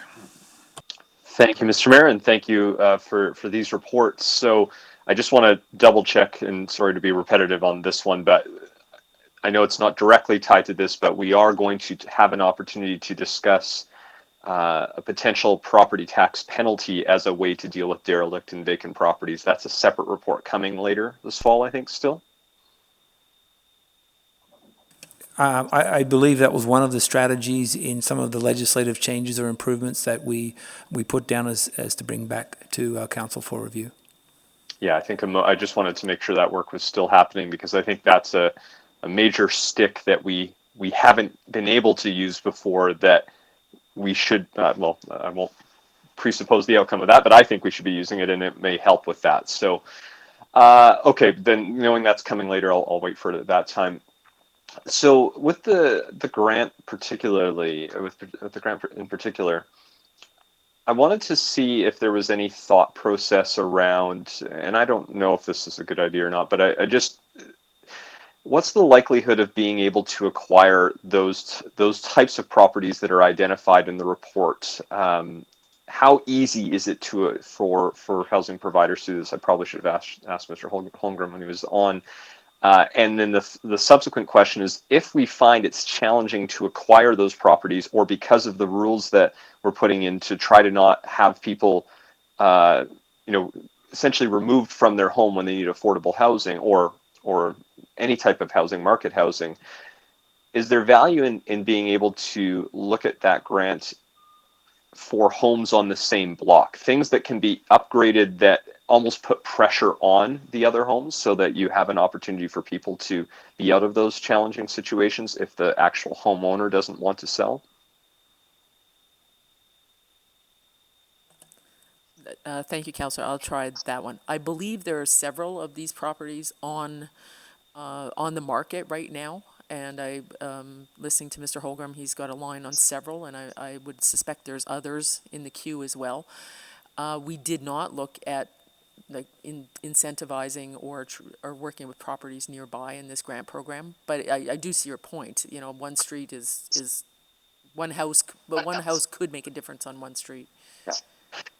And I just, again, maybe that's something to think about in the future. I don't know if there would be value or not. If it's easy to acquire them, then that sort of renders this unimportant. But if it is challenging, maybe we could look at that in the future. So that's helpful for that. And I think the only other the other question deals back with the Problem Properties Action Plan. And so I asked this, it may sound odd, but I guess I'm wondering, do we actually need to spend another year developing another action plan on this? Like, it feels like there's been so much work done to date. I don't know if it's just me, but it feels like we know what we're doing, what we need to do already to deal with these problem properties.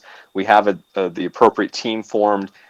I'm trying to figure out, what are we going to get out of another year of developing an action plan? And I say that because, if that means once a month, 2 or 3 hour meetings with the team and communities, I just almost rather see that team out doing the enforcement. But you can also tell me that I'm wrong and we need to spend the time developing that. I'm going to go with the latter. We heard loud and clear from our initial community conversations that they wanted a longer term plan. Now, the action plans, some of them are immediate, some of them have been actioned in the last 6 months, some are to be actioned, some have legislative components to it, and others need a little bit of time for process improvement. When some of the examples about getting streamlining of applications, things like that. We think that there'll be lots of lessons learned. There's lots of things that we understand already, but we think we can have a deeper, richer conversation with community members and work with them to develop the longer-term plan. But at the same time, continue the work with all of the different actions, of which a lot of them will be accomplished in 2020. So we hope to sort of bridge the immediacy of continuing the good work, use those tools as we fill the toolbox with some of the legislative change pieces and our approaches and lessons learned, but also having that deeper conversation with community in guiding some of the work that we do.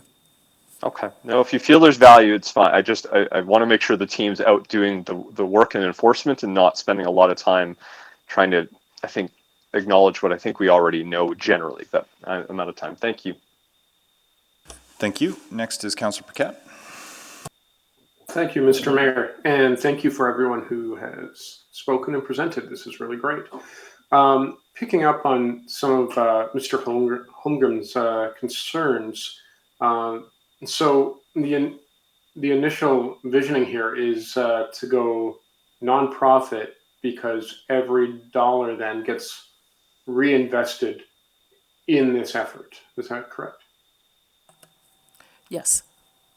Yeah, and so the risk of going for profit is that not every dollar gets reinvested into the effort, because obviously for profit you must extract and derive a profit. That would be correct, yes. Yeah, okay. Just want to clarify that because I thought we were getting a little confused a bit.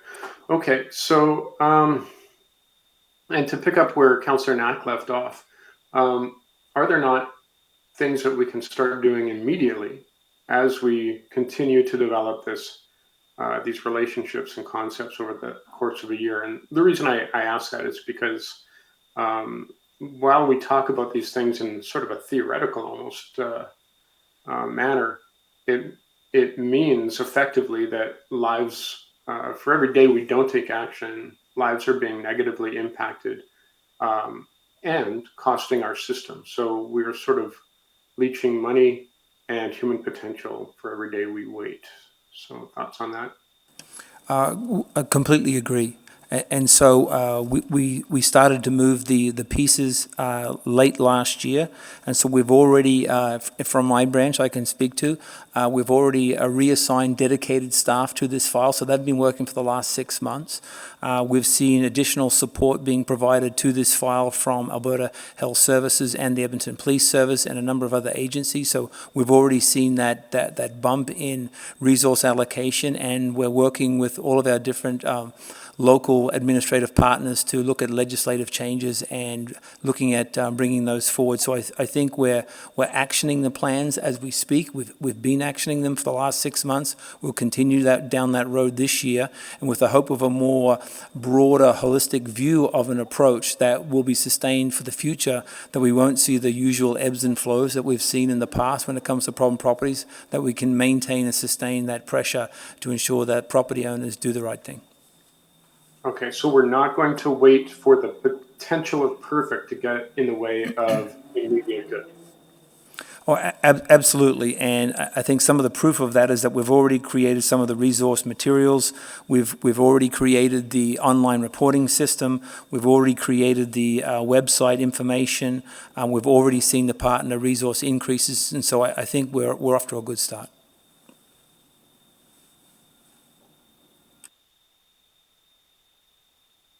I think I'm out of time. Thank you. No, you got a little more time if you got more questions, but if you're done, really? we're done. You know what? I'm a little too wordy, so I'll give it up for now. Thanks. Councillor Essinger is next. Thank you. And I'd like to follow up with what Councillor Knack and Paquette were saying. When I read it, I quickly thought, can't we get there any faster?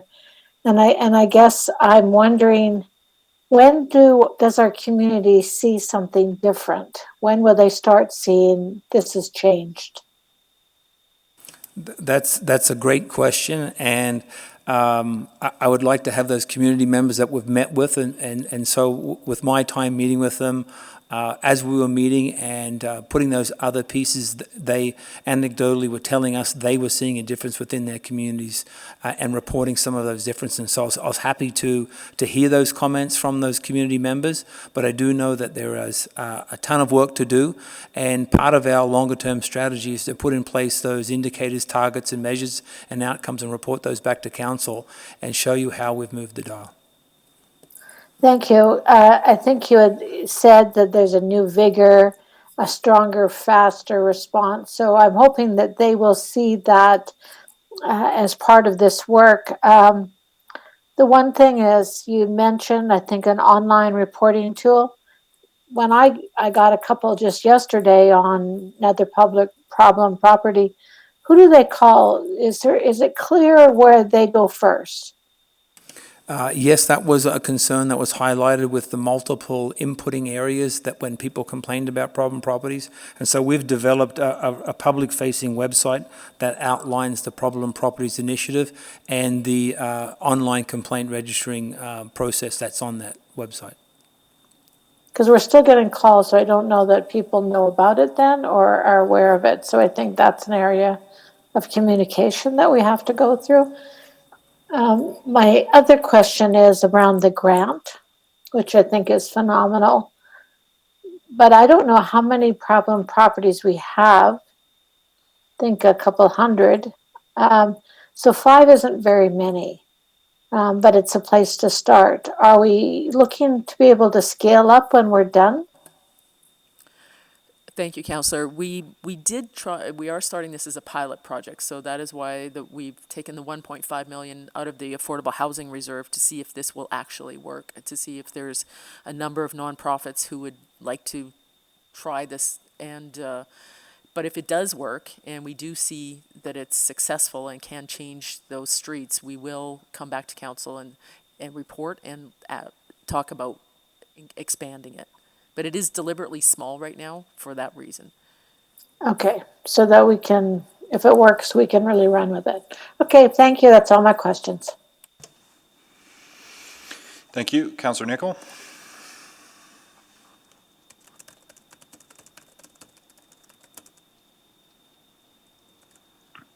Mr. Aiken,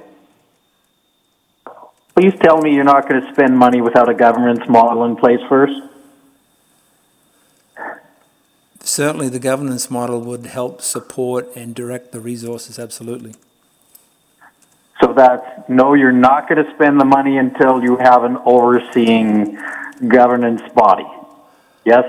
So the money right now, because there are probably 10 different areas, some within administration, some external, and some partner agencies, have all of their staff in place.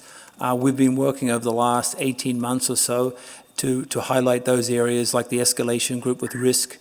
So the governance piece, there is governance right now over the program with myself, Deputy Chief Veach, Dr. Sikora, Kim Petrin from administration and others that oversee this work and direct this work. There's also bodies of steering committees underneath ourselves. However, we do think with the strategy... Mr. Aiken, let's stop there for a minute, because I think Councilor McKean raises an excellent point. Who ultimately is responsible for the disposition of this money in administration? And don't say the city manager. I'm sorry, could you repeat that question? You're breaking up. Ultimately, who's going to be overseeing the program's dispensation of the money besides Mr. Laughlin being our only employee within administration? So right now, if I understand the question, the steering committee that myself, the police, Alberta Health Services, and other administration areas, we oversee our own individual budgets and the coordination and integration of those different services in our different approaches to dealing with problem properties. Okay. Who has the clarity of role for this $1.5 million to identify the property and write the check? I'm sorry, Councillor, I didn't get that question. In terms of clarity of roles, who is going to ultimately determine which property make the call, and then write the check.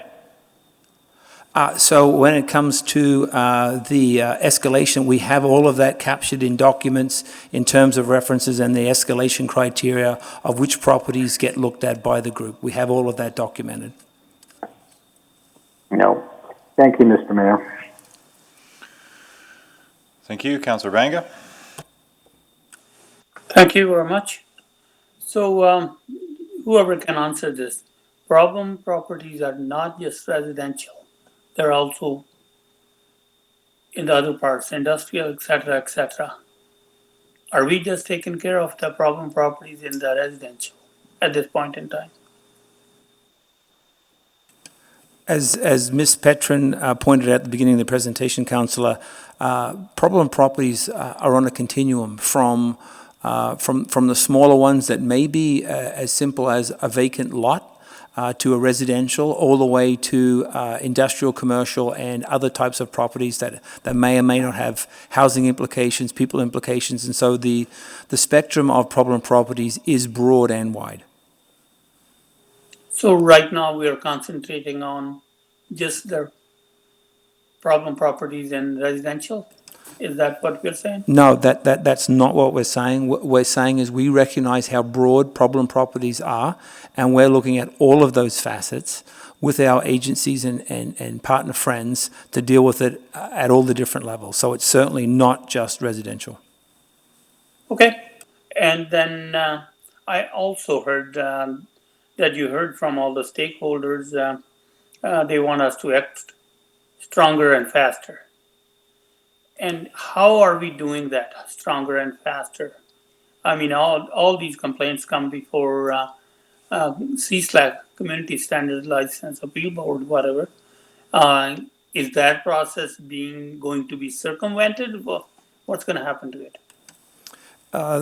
I would suggest that the majority of the problem properties that might come towards CSLAC for review would be under a nuisance category, so that would be at the lower end of the scale. That generally just relates to property standards or conditions. The much deeper dive into problem properties can relate to slum landlords, buildings that are unfit for human habitation, have criminal elements, have drug trafficking, human trafficking, and just chronic concerns. And so when you ask the question of can we be, how are we faster, we've got additional staff, and so what we see is that historically we've been under 100 with the worst of the worst.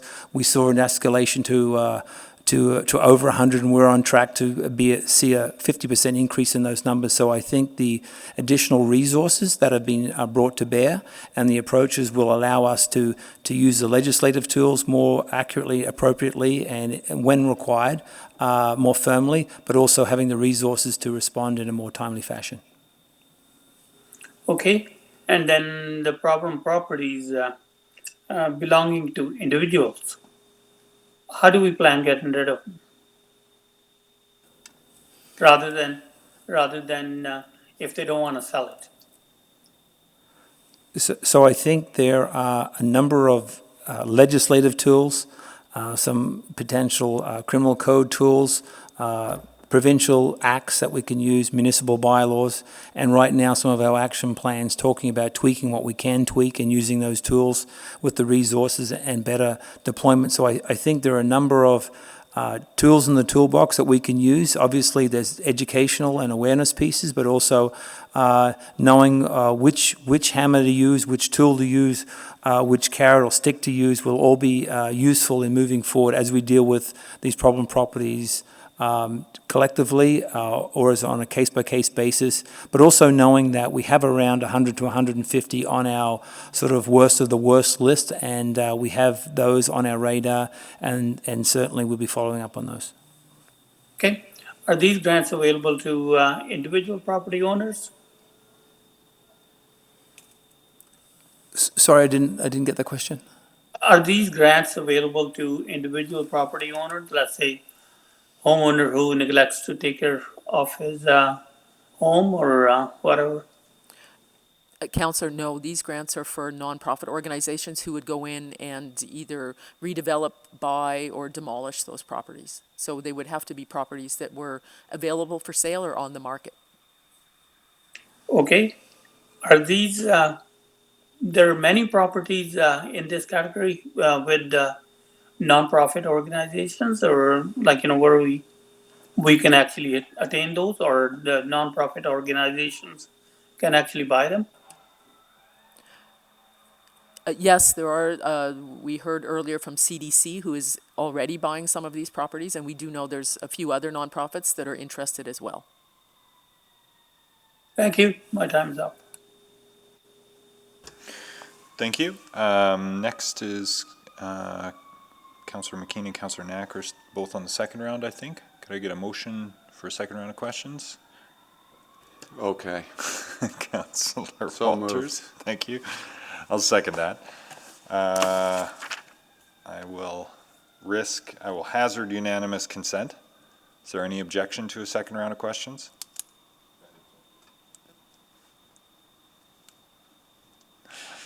Seeing none, then on the second round by unanimous consent, Councillor McKean.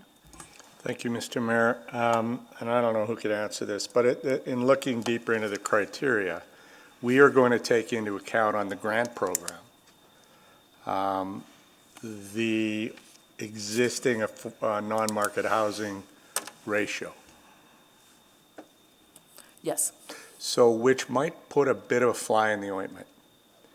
If we describe the ones that the proponents will accept applications from must be nonprofit, which I'm okay with, and they must be affordable housing. Isn't that then by its very nature non-market?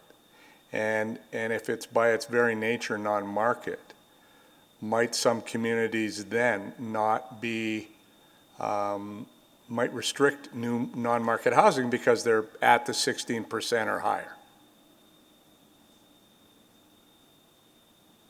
So what I'm saying is, some of these communities where there's problems with slum housing already have a high ratio of non-market housing.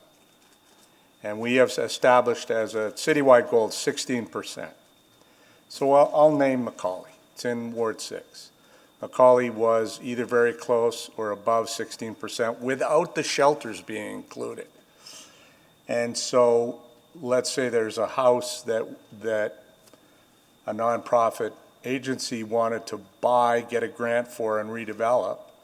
That might increase, push us above the ratio. So I think we have to consider those things as we do this. I don't want to be overly complicated, but what I'm trying to say is we need to inject some near market or market housing into some of these neighborhoods. And I think this program might get a little bit red tapey around that. The CDC wants to be, I think, flexible.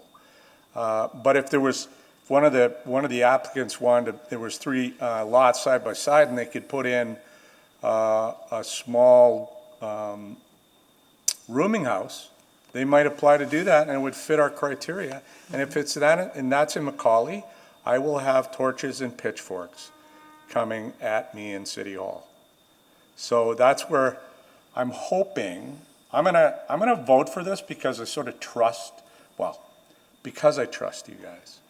But we have to consider the nature of these neighborhoods too, and they need, the Recover program, revitalization, Macaulay safety. We are spending a lot of money trying to uplift these communities. And so they need an injection of market housing, and I use that term roughly, but are you hearing at all what I'm saying? And I hate to pick on you, Ms. Ford, but do you sort of get what I'm saying here, and do you think we can reach those goals of uplifting the neighborhood? I know we're going to uplift the neighborhood by getting rid of the slum house, but we also want people who move in who will volunteer, community league, who will shop in the local stores, that sort of thing. I understand completely, Councillor, and I do empathize. I would, however, suggest that from our perspective, the money is coming from the Affordable Housing Reserve, and that the city has a goal of increasing the amount of, we're short 48,000 units of affordable housing. So from our perspective, from the administration side, this is an affordable housing grant. I would suggest, however, that given some of the neighborhoods you're talking about and some of the properties that we're looking at, the new build will make a tremendous difference in those streets and on those cities. I agree. It'll be the tenants. Habitat brings families into neighborhoods. First-time home buyers program brings young couples or families into neighborhoods because it opens up a nice housing to them. And that's all I'm really getting at is there's a lot of rooming houses and there's a lot of group homes in our neighborhoods. I would like to see the ratio change where we bring in kids who go to the school, mom and dad who volunteer, that sort of thing. And I don't know how to write that in the criteria, but that's what I'm trying to get at. Understood, and part of the writing into the criteria would be, now we're talking about the people living in the affordable housing versus the actual affordable housing. So there's a slippery slope there. I know. I've made my point. I will support it in general, but I'm leery. Thank you. Councillor Neck? Thank you, Mr. Mayor. And sorry, I wanted to jump back on because I maybe wasn't clear about when Councillor Nicol was asking his questions. I don't want to speak for him, but I thought he was asking about the $1.5 million grant in 6.4, but it felt like it was being answered from the framework of the problem properties team. So I just wanted to, because I got confused, I just want to ask the question.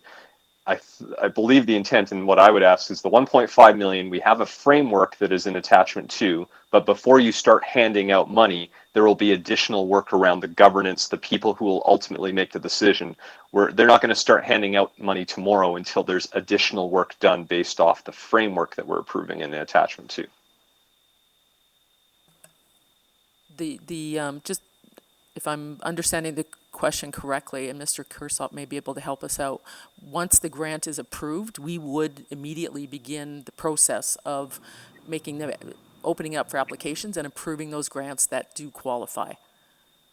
Yes, so but I understand. So we have a framework that says, in attachment to what we're looking for, there's going to be a bit of refinement from what I understand based off conversations, and then you will start handing out the money once you've done that additional refinement. I mean, we're going to get it done right away, but there's still a bit of work left. Am I misunderstanding that?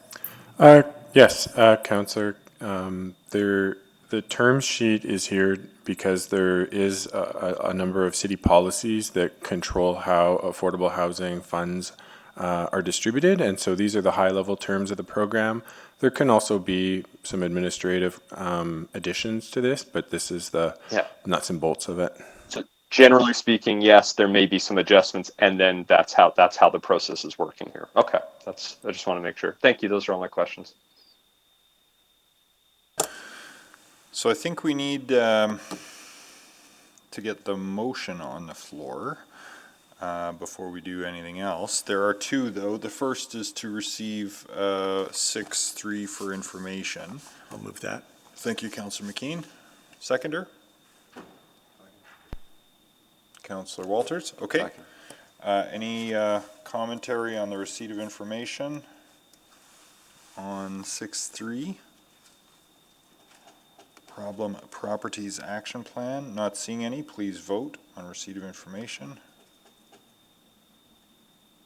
Yes.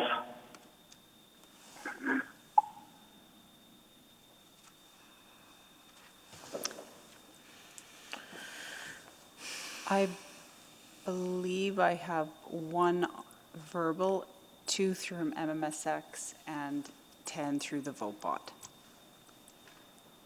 That's 14, right? That's what we needed, right? Sure. Well, display the vote and let's see what happens. Okay, that's carried unanimously either way. So now I need a motion on 6.4 for the Housing Redevelopment Grant Pilot Program. I will move that as well. I will second that as well. Councillor McKean, seconded by Councillor Walters.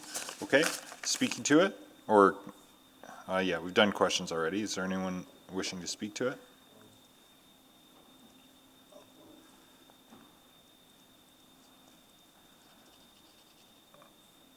Anyone, before I go to Councillor McKean to close once and for all so no one can say anything ever again? Okay. Councillor McKean, go ahead. Thank you very much. And it was Mark and the CDC that brought this program to my attention. So I just want to say thanks to them and their work around problem properties, which I don't think was part of their original mandate in the CDC. You've heard my questions today and my concerns about how it will play out, but I think ultimately this is a tremendous strategy that if we get it, if we can hit a good solid double here, it'll make an amazing difference for the communities, and we might even be able to hit the odd home run and get some really amazing new housing in some of these neighborhoods. And I know that Councillor Walters knows this well from his past work, how one house can drag down an entire block, and then you have people moving out, and it can just spiral down and down and down. And we've certainly heard those stories. So what I've heard from Macaulay of late is a sense of new hope. And I, you know, in meeting with Mr. Aitken on this file earlier, I talked about how these communities need a lift in their morale. And I think if we can, around the problem properties enforcement work, if we can stay in communication, which is part of the commitment here, that'll help their morale. You know, there's nothing worse than to see a community feeling really sort of like they've given up. And I'm so thrilled with that work, first of all, and then we might see an injection of shiny new housing go in where there was a slum house before, and often those places become the center of an ecosystem of social disorder and drug dealing and prostitution, and man, it can just be the worst thing you'd ever want in your neighborhood. So I'm still a little bit concerned about the implementation, and I'll talk to these folks offline about it again, and they'll be able to assuage all my concerns, I'm sure. But again, I just want to thank everybody for this really, really important work. There'll be some communities in what we used to call the inner city that will be just thrilled as they see this work unfold. So on their behalf and on my behalf, thank you so much for this. Please vote.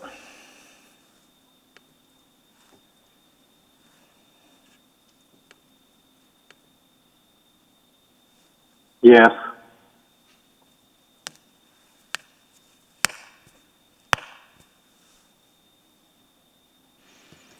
We have 13 votes. Display the vote. That's carried unanimously. Okay, before we go any further, because the orders of the day start to get tricky otherwise, I do need someone to, hold on, I'm just going to distribute these. Bear with me.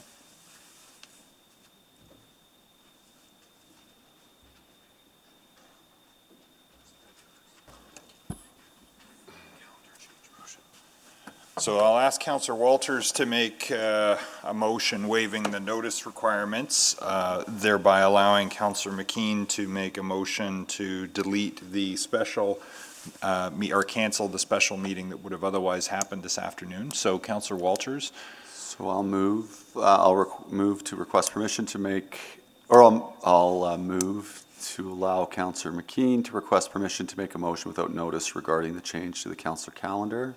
I'll second that. Please vote on the waiving of notice. Yes.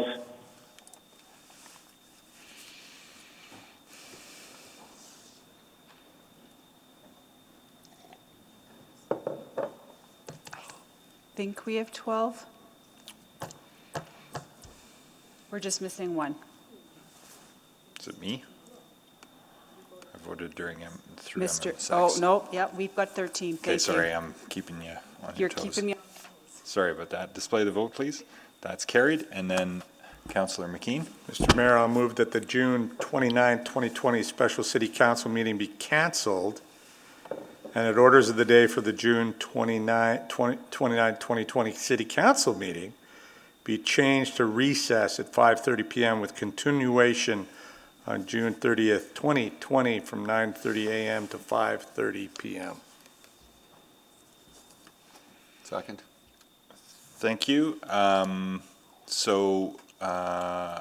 seeing a note that because of the way things were structured, there's at least one member of council who was counting on the break being at 3:45. So I think what we could do, if it's friendly, is add to this motion that the recess be from 3:45 to 4 instead of right now at 3:30. I would be happy to add that, Mr. Mayor. Okay, if that's friendly.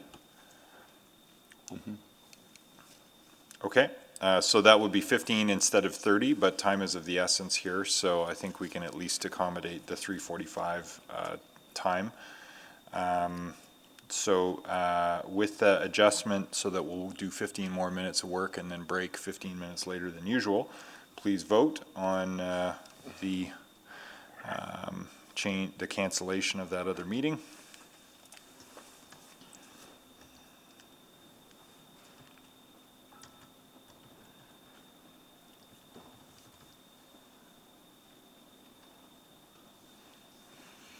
Did we get anybody verbally? I said yes. Thank you so much. That's 13. Display the vote, please. We didn't hear. That's carried. Okay, so orders have been changed. That other meeting is moot. We'll work for 15 more here through items and hopefully finish everything but 6:12 today. That would be great. We'll see how we do though. So in the interest of time though, can we get the, we'll go to 6-7. Councillor Banga, you had questions on that? Yes, I do, Mr. Mayor. Okay, go ahead. I don't have anything against the recommendation. I just want to find out for my own clarity. Why was this recommendation coming back to executive committee than just the council itself initially? I think, Councillor Benga, under pre-COVID sort of circumstances, a report like this would typically go to executive committee for discussion and an opportunity for any speakers, but with the situation we're in, this came directly to council, so it was really just an opportunity to socialize at a committee before coming to council. So an opportunity for somebody to do their part in, from the community or from community league, etc. Was that it? Well, I think it's sort of a process piece related to many of the referred budget items that they typically have a committee discussion before coming back to council. And again, in this situation, we don't have that, understanding that council would like to have those committee meetings back, but currently don't. So this was an opportunity to bring it straight to council. Okay. And my other question is this money being held in abeyance. Right now, we don't have anything in place. I don't know. We don't have the design. We don't have the place. Is it going to kickstart that process? Councillor Banga, this report is about funding for the land acquisition. And following the land acquisition, we would then put it in the capital budget request for design and ultimately construction. But this is just for the land piece.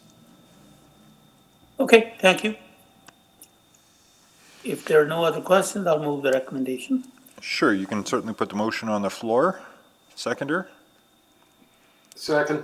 Thank you, Councillor Paquette. Are there any other questions? Not seeing any. Please vote.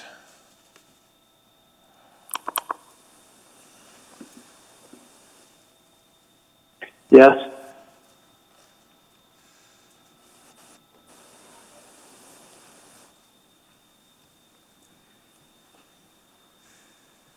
I have 13 votes, Mr. Mayor. Thank you. Display the vote.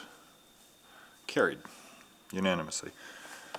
Okay, next up, that's all of the sixes. So now we would go to 8.1, the e-bike grant program. Councillor McKean, if you want to make the motion. Thank you, Mr. Mayor. I'll have to get that out in front of me, which I can do with my mouth full. Apologize.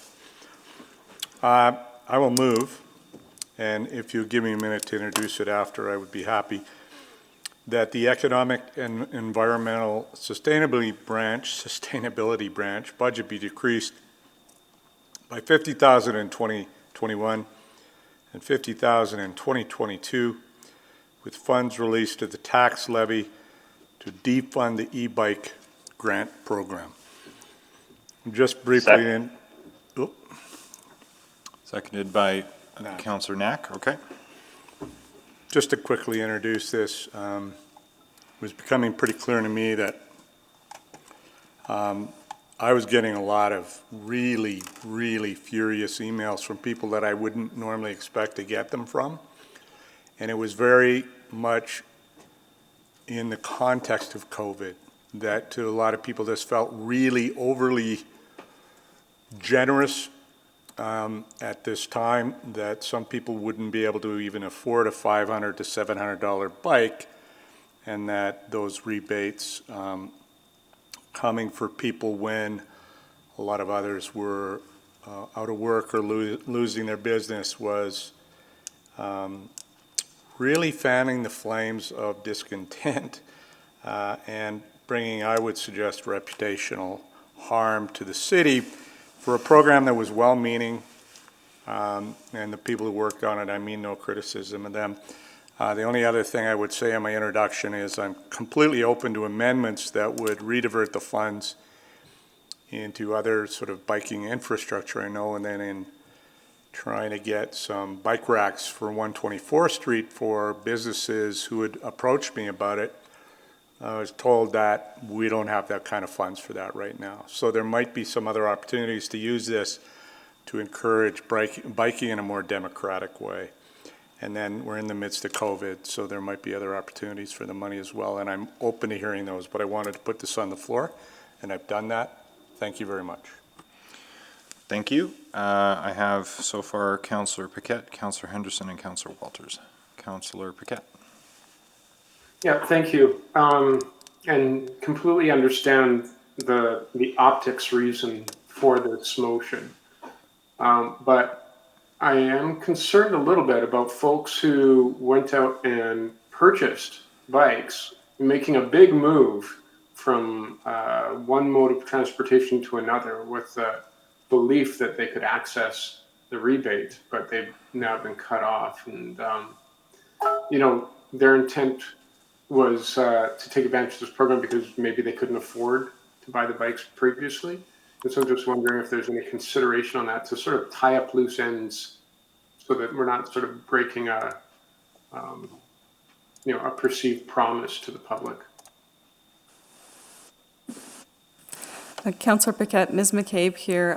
We did have overwhelming applications for this program. There were 691 applications. We've gone through and validated 382 of them.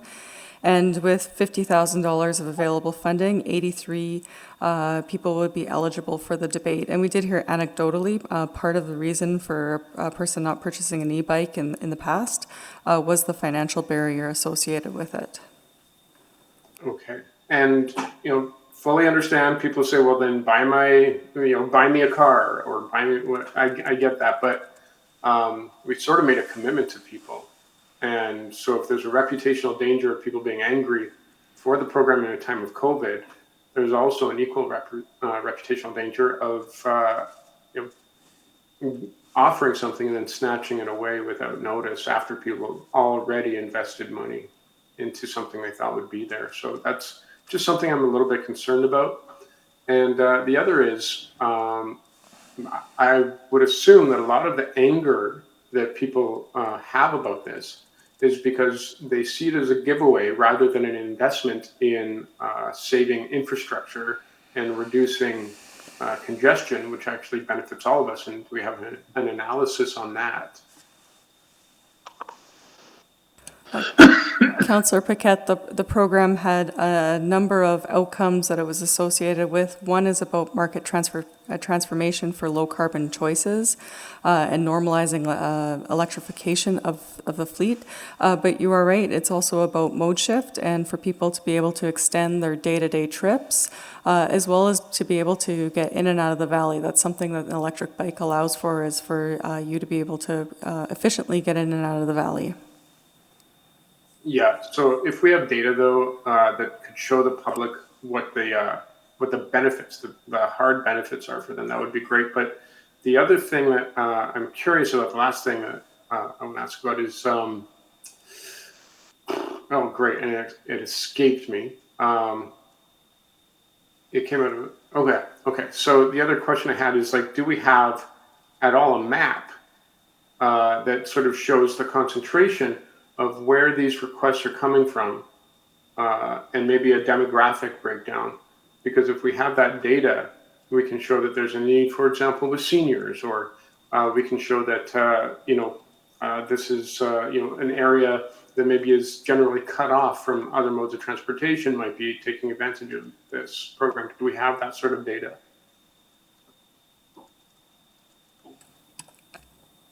Councillor Paquette, I would have to check if we had the data on applicants. Really, the target of the program was on e-bike rebates and a type of rebate to help with that mode, or a type of e-bike to help with that mode shift, with the key to reducing greenhouse gases.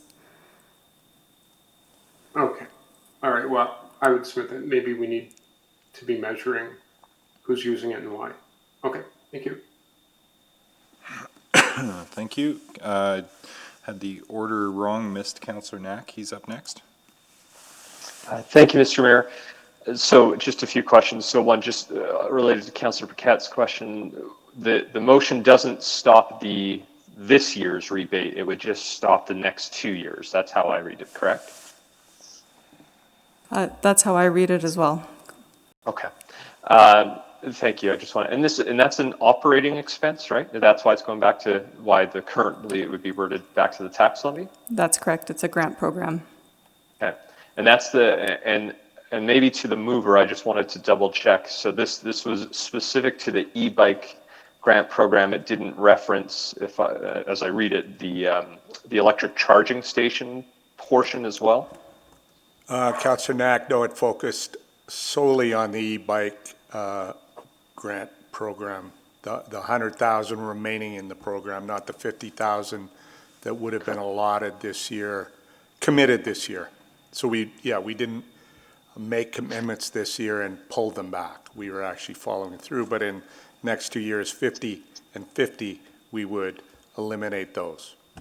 Okay. I don't know if I can ask then about I was curious about the other ones and if they should be included in the debate, but that was not the intent of the motion based off how I understand it, then that's correct to the mover? Yeah, thanks. Again, I think I wanted to get this before council, and those sorts of amendments are obviously, given that, I shouldn't be the chair, but would probably be something we could look at. Okay. I guess we're going to the break pretty soon, Mr. Mayor. I might want to put an amendment so at least we would consider that as well, the other part of it. Okay. Why don't I go, unless you have wording ready, why don't we finish the first round of questions? Sounds good. Thank you. Okay, I'll come back to you for that. Councillor Henderson? Just to put this in context, this was part of what we approved this because this whole suite of things, I think, just to double check, were things that we could move quickly on in terms of trying to meet our greenhouse gas goals, correct? That's where it comes from. Councillor Henderson, that's correct. This was when we brought the report forward on December 2nd, and council asked us for a list of things that could be accelerated to reach the climate change goals. This was one of those programs that could be accelerated. And the idea, I'm thinking, because I'm just trying to remember to go back to some of the rationales to begin with, was to try and encourage early adopters in the hopes that other people would follow suit, correct? That's part of, because this is not going to be a huge amount of people are going to get from this, but it's about trying to move us forward so we can get bigger change as a result of people that may be able to stick their necks out now in the hopes that more people will follow suit later, correct? That's correct. And in reality, this motion doesn't save us a dime this year. It would be in future years, correct? That's correct. The other thing I'm interested in, I wonder if we have numbers, because it strikes me that one of the other things that actually is really interesting about where we're at is that we have seen, a significant mode shift to people that are making choices that they wouldn't have made even 4 months ago. Do we have any numbers on that yet about, that, because I think there is a strong argument to suggest that we can take advantage of people's interest in this now in a way that wasn't there 3 or 4 months ago. I don't have. Do we have any numbers on that? I don't have the specific data with me today, but we have seen a significant increase in walking and biking during COVID, and that's been seen worldwide, where people are getting out and enjoying their neighborhood in that way, and using that as a fairly safe way to get around their cities during COVID. Yeah.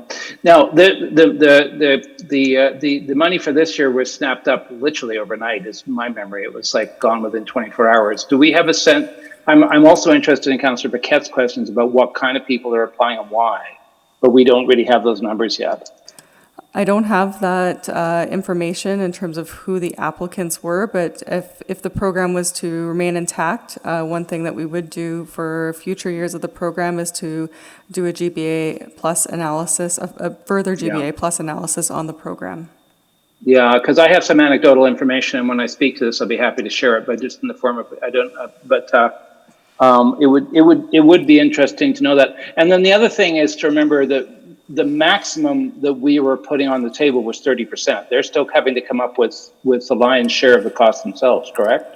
That's correct. The rebate was up to $750. The average cost of a e-bike is about $2,000, which would be eligible for a $600 rebate. Yeah. So they're having to come up. In that case, they'd be coming up with the other, what would be $1,400 themselves. So it's still a significant investment from people, but the hope was that this would allow first adopters to get out there and get into it. Correct? That was the rationale. That is part of the rationale. Yes. Yeah. Okay. Thanks, Mr. Mayor. I'll speak to this when it comes forward. Okay, we're at the break now, and there'll be further debate afterwards. So let's pause here for about 15 minutes, and then we'll pick up with Councillor Walters is on the board next, and then some amendments and some speaking. So stay tuned.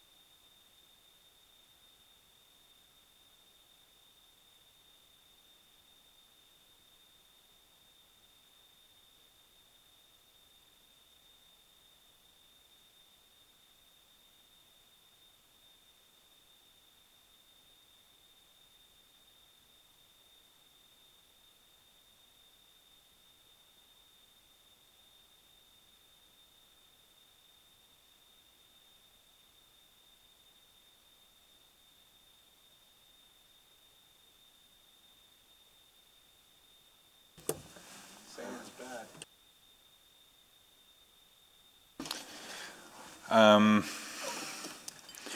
back. We'll roll call, starting this time with Councillor Katarina.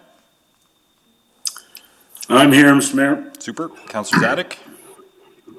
Present. Welcome back. Councillor Essinger. Present. Welcome. Councillor Hamilton. Present. Great. Councillor Henderson. Yeah, I'm here. Welcome. Councillor Knack. Good afternoon. Welcome. Councillor McKean. Aye. Is here in person. Councillor Nicol. Present. Welcome. Councillor Paquette. Hello. Hello. Councillor Walters. Present. Also here in person. Councillor Banga. Present. Welcome. Councillor Cartmel. I'm here, thank you. And that is full complement. Okay, next up was Councillor Walters on questions. Go ahead. Thank you. So for those who are feeling guilty for whatever reason about voting in favor of e-bikes, we technically never did we? We voted for service package in the op budget that was related to programming and rebates. That's correct. That's Generally. what you voted for, yeah. And the service package, as well as the report about the 1.5 work, did contain, it was for Right. information. You're correct. So there was the service package in 2018, and then there was the accelerated work plan arising from the 1.5 motions. That's correct. Right. It's an e-dog. So the e-bike thing is, like, I appreciate the challenge that we're having financially. So I'm pretty sympathetic to the motion. I did want to, and it may come up later, about the charging stations, which were in that same service package. So these programs were developed during the time that the previous provincial government had aspired to a 30% renewable energy target for the grid. That's correct. Right. So I guess this is where I sometimes break from my energy transition buddies when it comes to these market transformation efforts. The grid being largely carbon-based starts to diminish the effectiveness of electric vehicle charging stations as a government investment. This is really about a long-term investment in electrification, and we do know that the grid is getting greener, even though it's not getting perhaps as green as, or not as quickly as it was perhaps under a different government.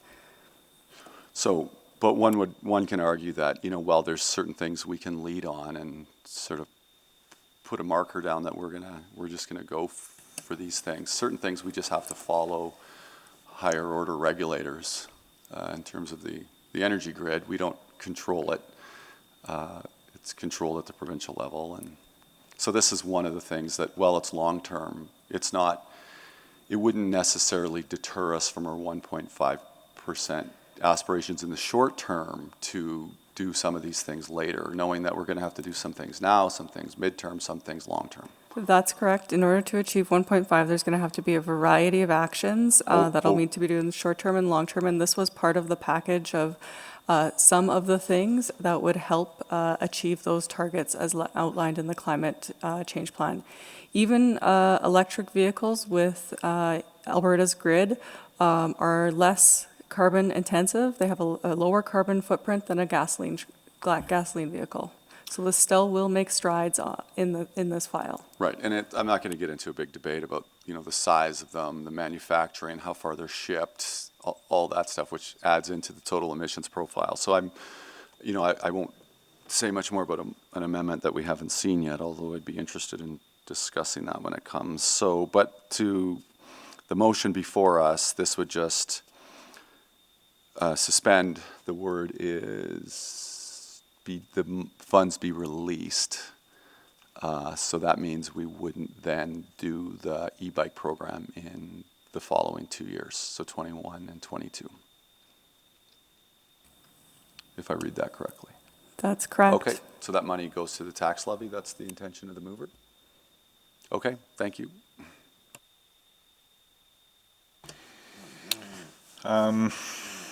Councillor Knack, do you have a motion, or is there anybody else in the queue with questions?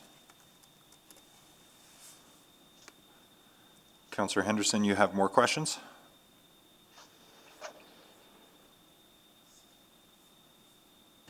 Oh, no, that's from. No, a I'd long like time to ago. speak Sorry. when we get to it, but I don't have any more questions.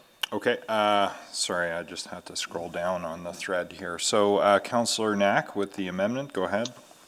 Yes, sorry, and it just got sent to me, so I will read it out loud and at the same time, it is that the following amendment be added and that the electric charging equipment, I think rebate is probably the word, or for 2021 and 2022 be removed from the branch budget and that the EV charging rebate be canceled. Second. Second. So I think that gets inserted in. I don't know exactly where they're putting that. Might be at the end. We're just trying to get confirmation from the numbers, and then I can amend that, Councillor Knack. And if we could confirm who seconded that, please, Mr. Mayor? So I'm going to suggest that that's a separate motion that will require notice. And substantively departed from what's before us here.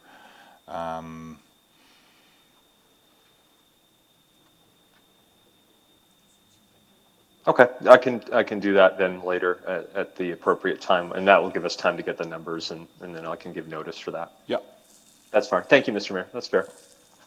You could alternately ask for a subsequent motion to produce that information and have it come forward. That would be in order, I think, since it's arisen during the context of the debate, but I think it's a separate decision.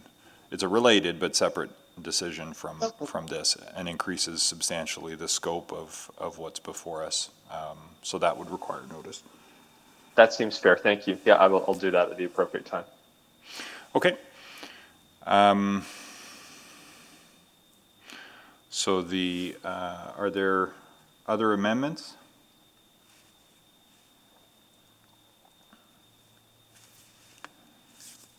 Speaking to it?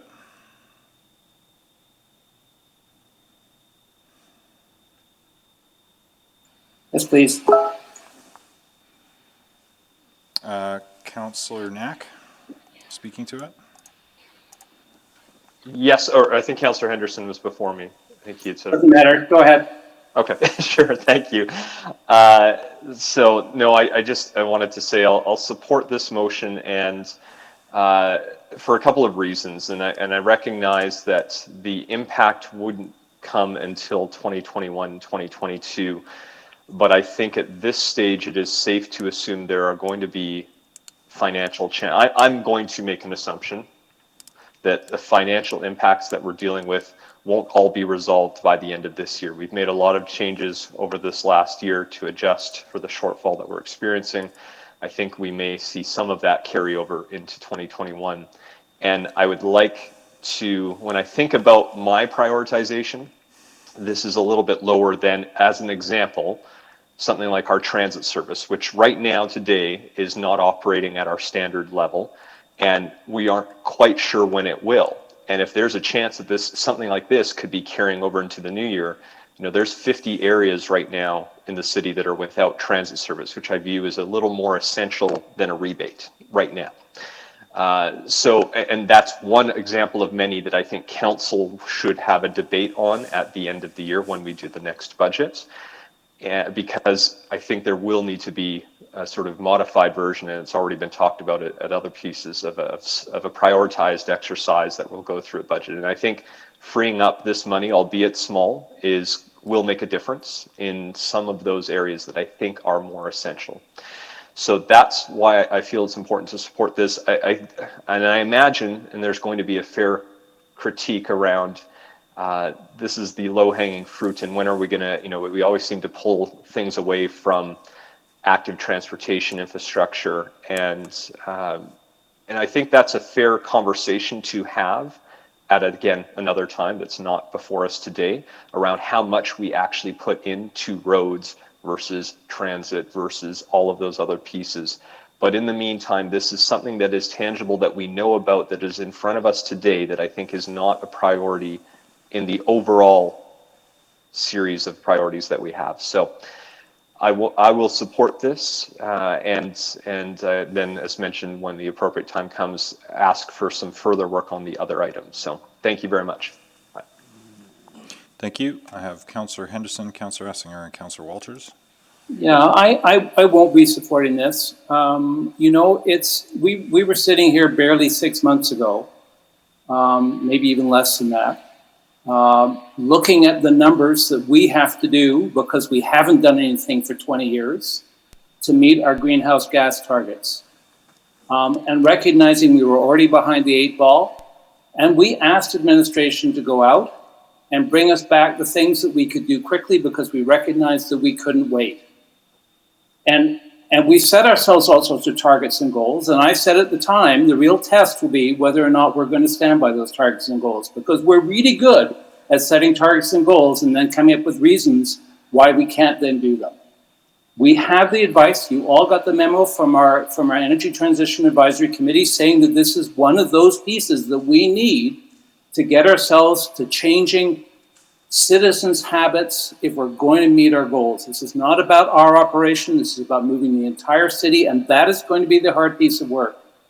And I'm really, really struck right now, given what's happened, that we have this remarkable opportunity that people are changing their habits because of what's happened with COVID. They are looking at different modes of transportation, and they're making choices. I mean, if you want an idea of who's picking up on this, the people that are most concerned when they thought it was going to happen, I had an email from some seniors who this makes it possible for them to consider another mode of transportation. I have an email from a mother who says, you know, this allows her to move around the city with her kid in a way that she just couldn't otherwise.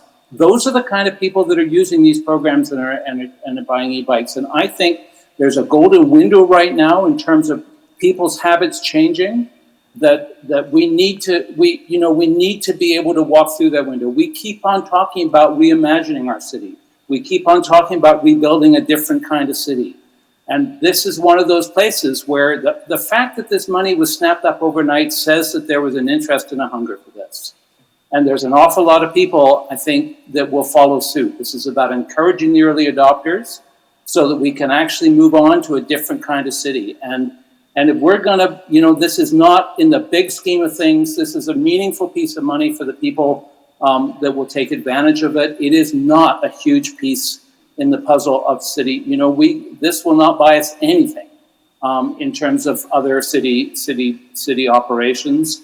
You know, this is a way of leveraging public's money, quite frankly, because they got to put 70% of the money up themselves in order to move us forward as a city and do the things that we were so keen barely 6 months ago to say were a high priority of us, and in actual fact we're termed as an emergency because we recognize that we already cannot get to where we're wanting to get to.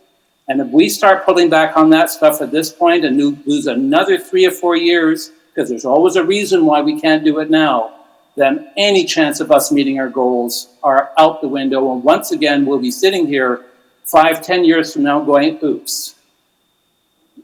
You know, we have to be honest with ourselves. If we're going to start doing this kind of thing, then I would demand that we go back and we reset our goals and be honest that we're not going to stand a chance of meeting our 1.5 degree commitments. These are all part of the puzzle. It has to be about all of this. Some things are better than others. Some things we can move on faster than others. But if we think there's a magic wand that's going to come along, that magic is, you know, that it had never come forward before. It's all these small little pieces that will move us forward. And right now, with public behavior shifting already and an interest in going in a different way, I think this is exactly the time when we need to be facilitating people's changes of habits. And I don't think there's a better opportunity than now. I understand this may not have been described well when we rolled it out. The optics may not have been ideal, but I think the optics of us beginning to roll these projects back right now makes us hypocrites in terms of what we were saying 6 months ago. So I'm sorry, I'm speaking fairly forcefully about this, but you know, we have the recommendation from our infrastructure energy transition committee saying this is a key part of moving forward. They have to be terrified that this is just the beginning of us whittling all of that work back. And I think we need to say, If it's the right thing to do 6 months ago, because of global warming, it is still the right thing to do right now. So I won't be supporting this. Thank you. Councillor Essinger is next. Thank you. And I appreciated your remarks, Councillor Henderson. But I think we are seeing more people are cycling than ever before. People are choosing different modes. And that's just the world we're living in right now through COVID. But it's a new world that we're living in. And, I think we're going to have to look at every program, every budget line as we move forward, because I don't see great financial support coming from anywhere. And we're going to have to really be very strict with ourselves as we move forward. So, only 83 people were able to take advantage of the very limited grant. That's 83 that may not have purchased those bikes before, or perhaps they might have. I don't know that information. But for me, it's just not enough. I don't think at this time it's the right thing to do. I'm going to support this motion. I think we have to really take an honest look at all our expenditures. And I think it's the time for us just to be honest with ourselves that we just can't afford everything. And this one certainly has created some angst with people. But it's not really the big bang for a buck that I think we need. So I'm going to support it. Thank you. Councillor Walters. Thank you. So this is an interesting one for me as someone who's spent 6 years now on our energy transition work and initiative. But I want to recognize a few points that have already been made. Councillor Knack's point about transit and our ability to afford a fully or like a transit system that actually serves as much of the city as possible as being a fundamental objective in our energy transition work. The recent destruction of the Energy Efficiency Alberta and the likelihood that cities are going to have to backfill more of that in terms of conservation rebates and our work around solar and renewable energy incentives for homeowners, our clean energy investment program that we're trying to get off the ground, formerly known as PACE. Money that's required for urban design and public realm improvements to support our higher density objectives, specifically around the exhibition lands and river crossing.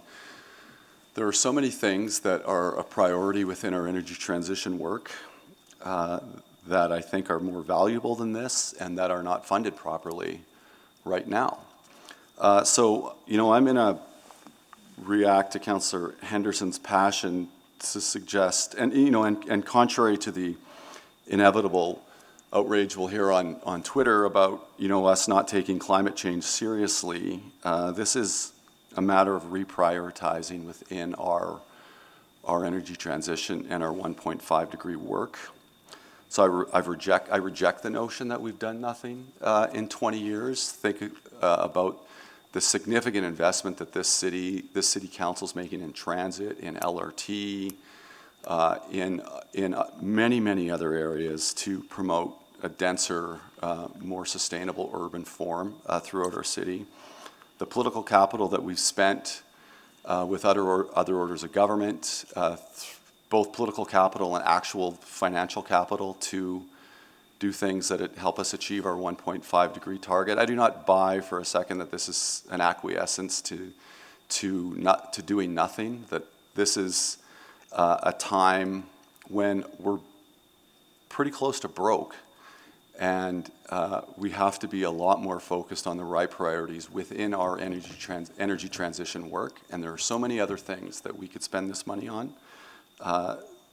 I said earlier that I find these kinds of rebate programs slightly dubious to begin with, more the electric car charging station than this one, granted, but I think that Councillor McKean, who's been a very clear supporter of our need to address our energy transition work and our climate goals, I see this motion from him as appropriate for this time. So with some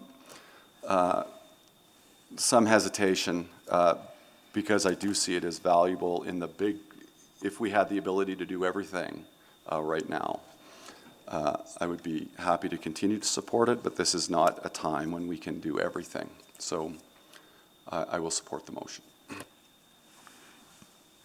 Thank you. Councillor Banga? Thank you very much. Not to start the climate change debate all over again. Climate change is an issue that's a world issue, not just Edmonton issue. And I don't know if we are more aggressive than the others or not. But do we all think we should be moving in direction? Of course we do. Can we do more? Of course we can do more. By not touching this year's grant that has been snatched up already or taken up already, I don't believe we are reneging our commitment. All we are doing is readjusting to what the current needs are. As somebody mentioned before, there are only 83 people were able to take advantage of it this year. And again, average cost of the bike is $2,000. And I don't know how many families actually can afford $2,000 who actually need it. So just keeping those things in mind, I am going to support this motion. I know it's only a little bit, but every bit counts. And when we have competing priorities in our city, we need to think about altering or at least reconsidering our ambitions. Thank you. Thank you. Councillor Paquette? Thank you, Mr. Mayor, and thank you everyone for your words. It's an interesting case. There's an intersection of passions in this city on this one, that's for sure. And I find it really astounding that that this is such a controversial thing. We're talking about like what can we afford, what we can't afford. We're going to be spending what, $1.8 million on increased cutting of grass, which is great because people want that and it makes our community look better. But we can't spend $50,000 on an e-bike program that takes congestion off the roads, that helps people be more mobile, that helps seniors, because suddenly that's something that we can't afford. I understand the optics here, but I'm looking at the reality. And the reality is that there are a number of programs and a number of services that we fund that cost far more than this. Far more. Astronomically more. And yet this is the hot topic of the day. That's politics for you. But if anything, I think that if we were going to do something like this, we should take a look at a number of different mode shifts, because during COVID, we know that you couldn't go into a Canadian Tire and get a bike. They were sold out right across the city. So people are obviously moving in this direction. And, one of our failings is that we do not have an adequate, well-built, shared use path infrastructure that would allow us to save money on roads, save money on congestion, have people save time on traffic, spend less on gas. I mean, on and on and on. Just the practical nature of practical moves is up for debate today, which is frankly shocking to me. Because how many people say, I make decisions based on evidence? Well, the evidence clearly states that programs like this help everyone in the city. That's a fact. And you can massage the facts, but you can't deny the facts. So that's where I am on this. I don't like this at all. At all. I I will not be supporting the motion because I don't want to leave people high and dry who we made commitments to. I will not be supporting this motion because the cost, no one has adequately explained to the public what the cost actually represents, what the benefits are, and how it compares in relation to other things we spend money on that do not give us the same benefits. So, you know, it's going to be unpopular with a lot of people that I am not supporting this motion. But at some point, you have to actually stand up and take the hard hits on principles, which is what I am going to do, even though it costs me politically. Thank you. Thank you. Councillor Walters, if you could take the chair. I have the chair. So I get it. I mean, here I am talking about our $169 to $260 million budget shortfall. Every media interview I have, the grass is a foot long in the city. And people are saying, why is the grass a foot long in the city? Even though every media interview I do, I talk about the $169 to $260 million budget shortfall we have, which we're managing in part by mowing less frequently and 4,200 layoffs.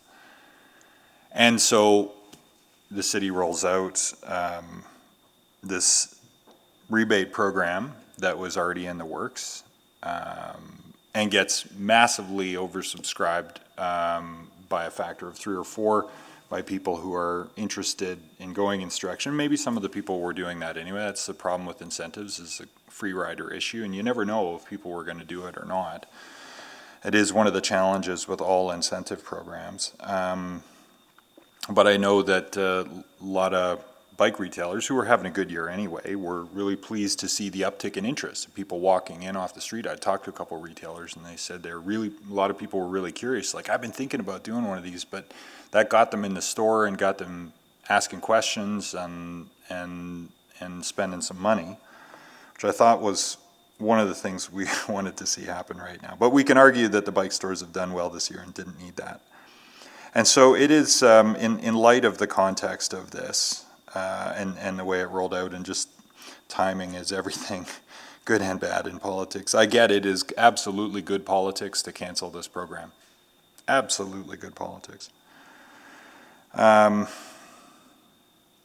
lots of people suggested, hey, you know, just give them this, right? Like, give people this, that you're listening.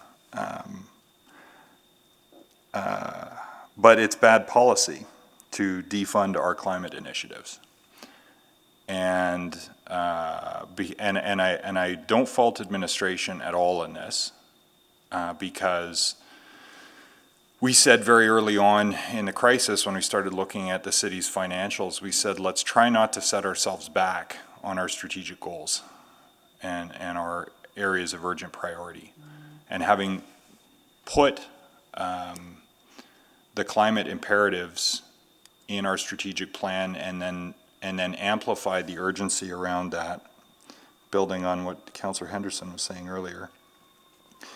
I think it's this new crisis, this new emergency is much more urgent upon us and has created much more short-term disruption. But I think that the issue is if there's something wrong with e-bikes or electric anything, then what incentive or program should we be putting in place instead that will produce greater CO2 reduction per dollar?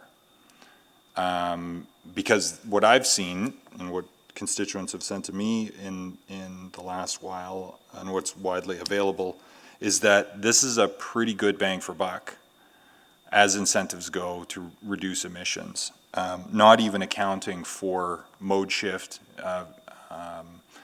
and a variety of other things. So just in direct terms, this is a pretty good one. If there are better ones, I'd be very happy to say, hey, let's spend the $50,000 on one with a better ROI rather than just defunding it. So this is the thing, is we're not having a policy debate about the right way to get to our climate objectives. We're satisfying a political imperative. to put a head on a stake, really, at a time where our financial situation is so challenging as a city, and we've had to make just awful and heartbreaking human resources decisions and prioritization decisions. And so I get it. I get it.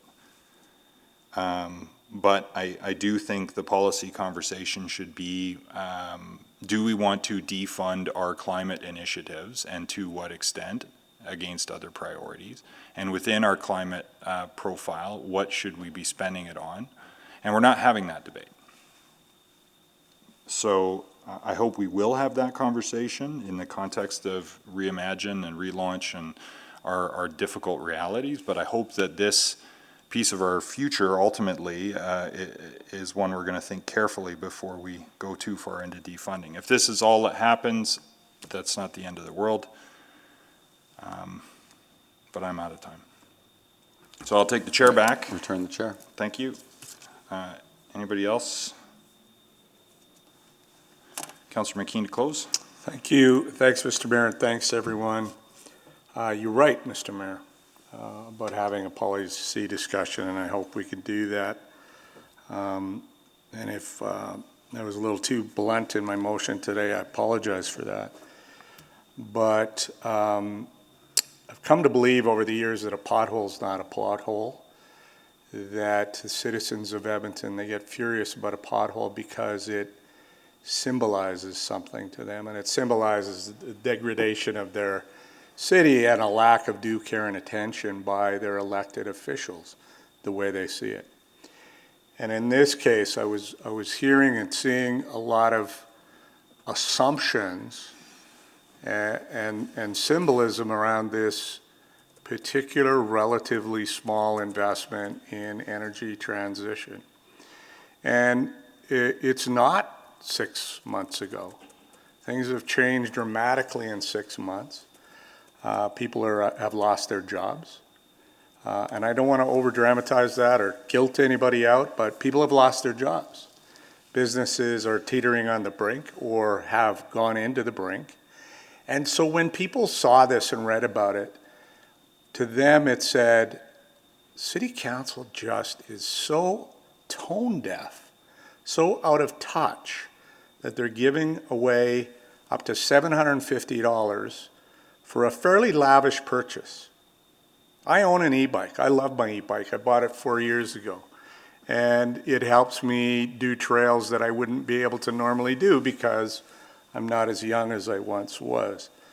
But I think there maybe could have been, as you say, Mr. Mayor, alternatives to the money in end-of-line bike infrastructure, bike racks, bike storage, that sort of thing, so that we could have trialed that sort of thing to see if we could encourage more biking. Could the rebates have been less lavish but more democratic, so that people, the working poor, could acquire rebates to buy far less expensive bikes for themselves or their kids? Was there a way to contract with the rebate recipient so that they would commit to giving up their car for some amount of time and commute by e-bike? I don't have that information in front of me, and I just think we lost the plot on this one. And I lament a couple of the comments a little bit because they went to character. And I always lament that. I've seen all members of this council stick up and stand up and speak eloquently into a headwind, a political headwind, and argue for their position because it's a legitimate one. This one, the 100,000, it's a lot of money to a lot of people, and $750 is a lot of money to a lot of people. And we never had the opportunity to dig in and ask ourselves, would there be better uses of the money, for the money to get to our end goals? And I fully support our program on energy transition. Climate change is the existential threat. COVID is a temporary threat to our families and friends, loved ones, citizens will get past that. But anyways, so I brought this forward because I thought Edmontonians needed to see from their civic leaders that we understand what's going on out there, and we're symbolically going to make a move to recognize that and find other ways to help them through this pandemic. So that's why I made the motion. Everybody vote with your conscience. Thank you. Thank you. Please vote. Yes.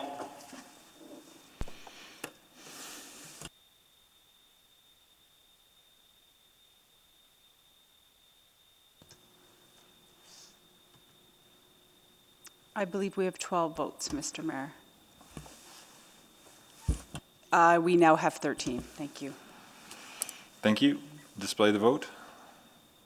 And that is carried 10-3 with myself, Councillor Henderson, and Councillor Paquette in opposition.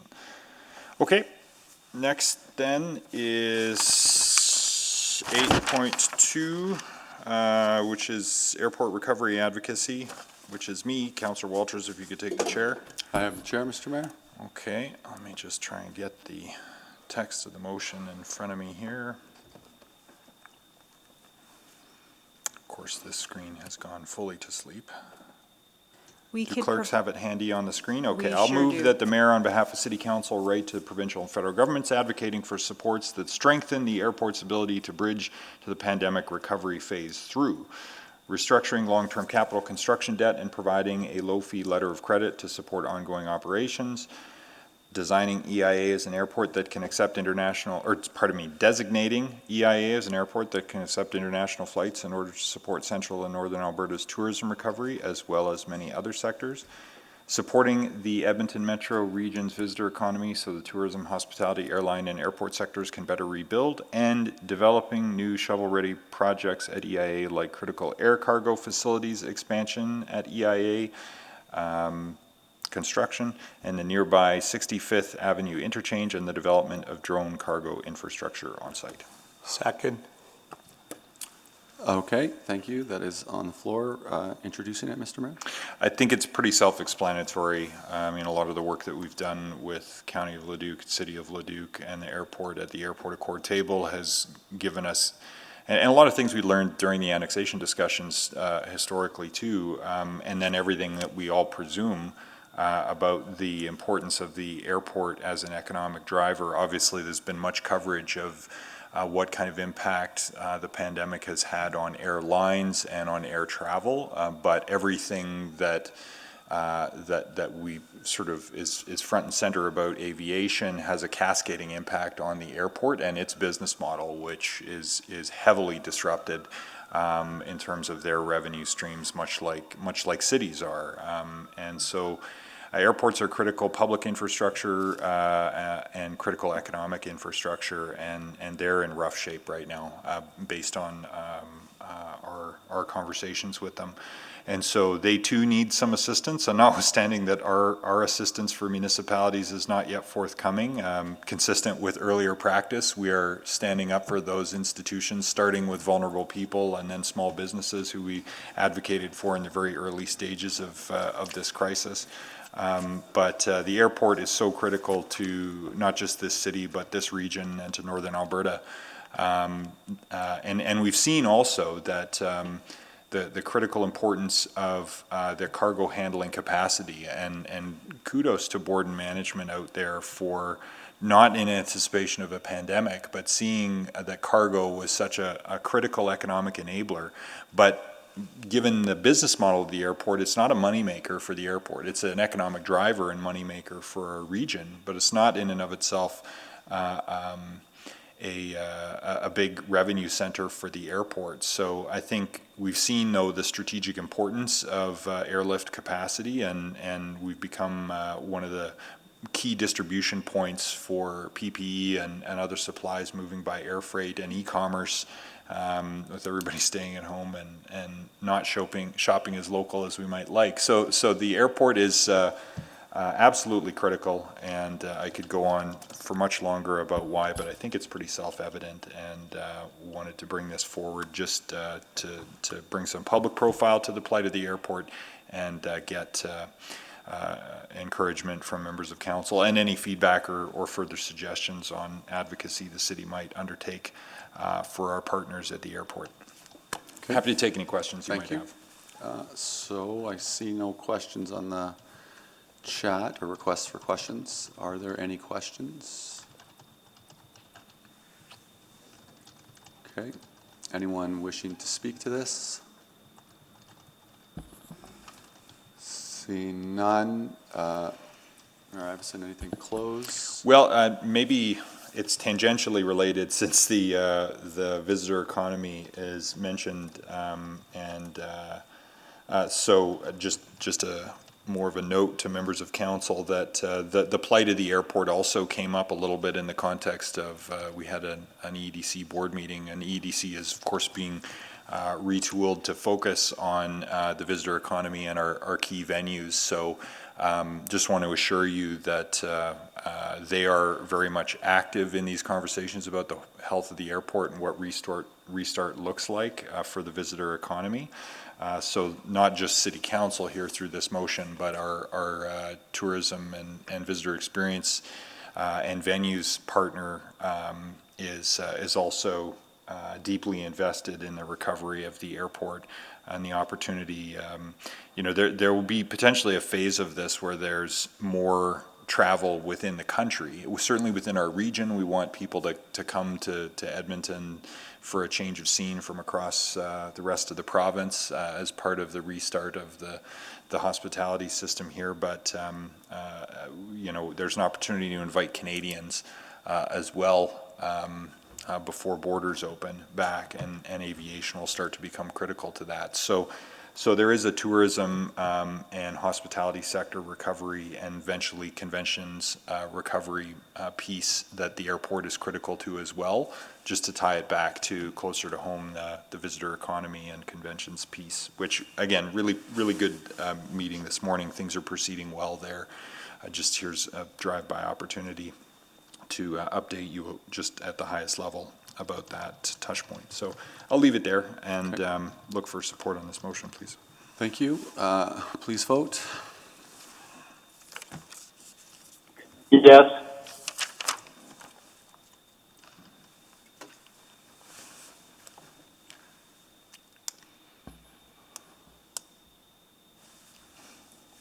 You all in? Where did you vote? MMSX. We're good to go.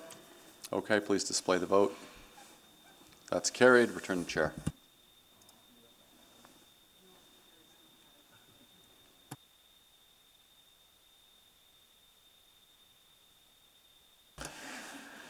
Okay, I think those are all of the public items, save tomorrow's piece of business. So we probably have time in a second to go in to deal with 9.1, which hopefully we can finish before 5:30. But I will just check, maybe now would be a good time to call notices of motion, if there are any. I can call again tomorrow at the end of the meeting if there are any more that arise.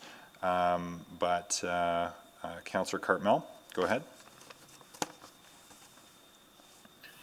Thank you, Mr. Mayor. I'm just pulling them up. Just bear with me for a second.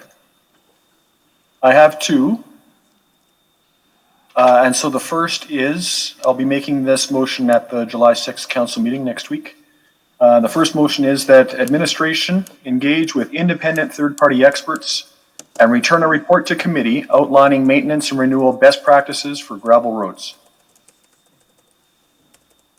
And the second motion that I'll be making next week is as follows: that administration, with respect to properties annexed from the County of Leduc, 1, provide a report summarizing an analysis of disparities in property value assessment methods and approaches between the County of Leduc and the City of Edmonton. 2, approach municipal affairs, requesting that the Assessment Audit Department complete a review of property valuation in the Leduc County annexation area. And 3, provide a strategy to reduce property taxes in 2021 to to 2017 levels plus inflation, and to limit year-over-year increases to 10% until the 2030 tax year. Thank you. Thank you. Councillor Knack? Thank you, Mr. Mayor. Sorry, I'm just pulling up the wording. I think we'll likely go with right now that the economic and environmental sustainability branch budget be decreased by 150,000 in 2021 and 150,000 in 2022.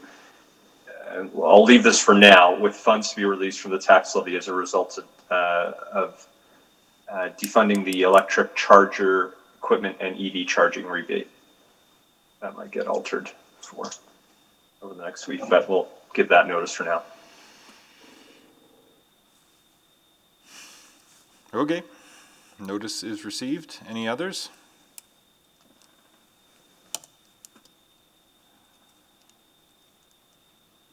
Not seeing any. Then I'll entertain a motion to go in private, subject to Section 16, harmful to business interests of a third party, 24, advice from officials, 25, disclosure harmful to economic and other interests of public body, to hear the single source procurement request. So moved. Thank you, Councillor Banka. Second. Seconded by Councillor Zadek. Please vote. Yes.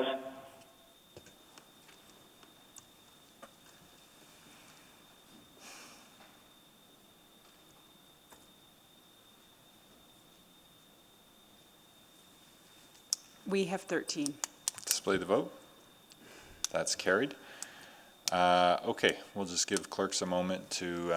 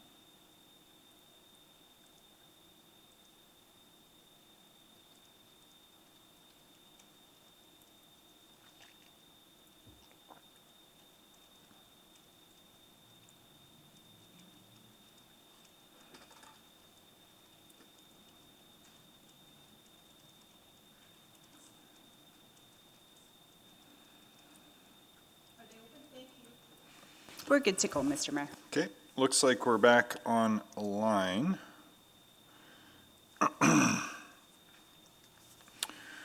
So, would someone be prepared to put the recommendation on the floor? So moved. Second? Was that Councillor Knack? Oh, yes, sorry, I forgot I don't have my speaker around me, yes.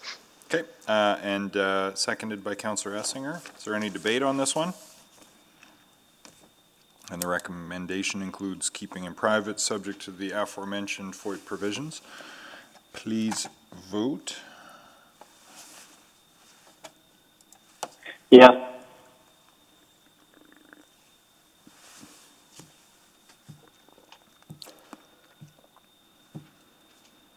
We have 13 votes, Mr. Mayor. Display the vote, please. And that is carried. Which means we have exhausted the agenda with the exception of tomorrow's business. So let's quit while we're ahead and see you at 9:30 a.m. tomorrow. Thank you.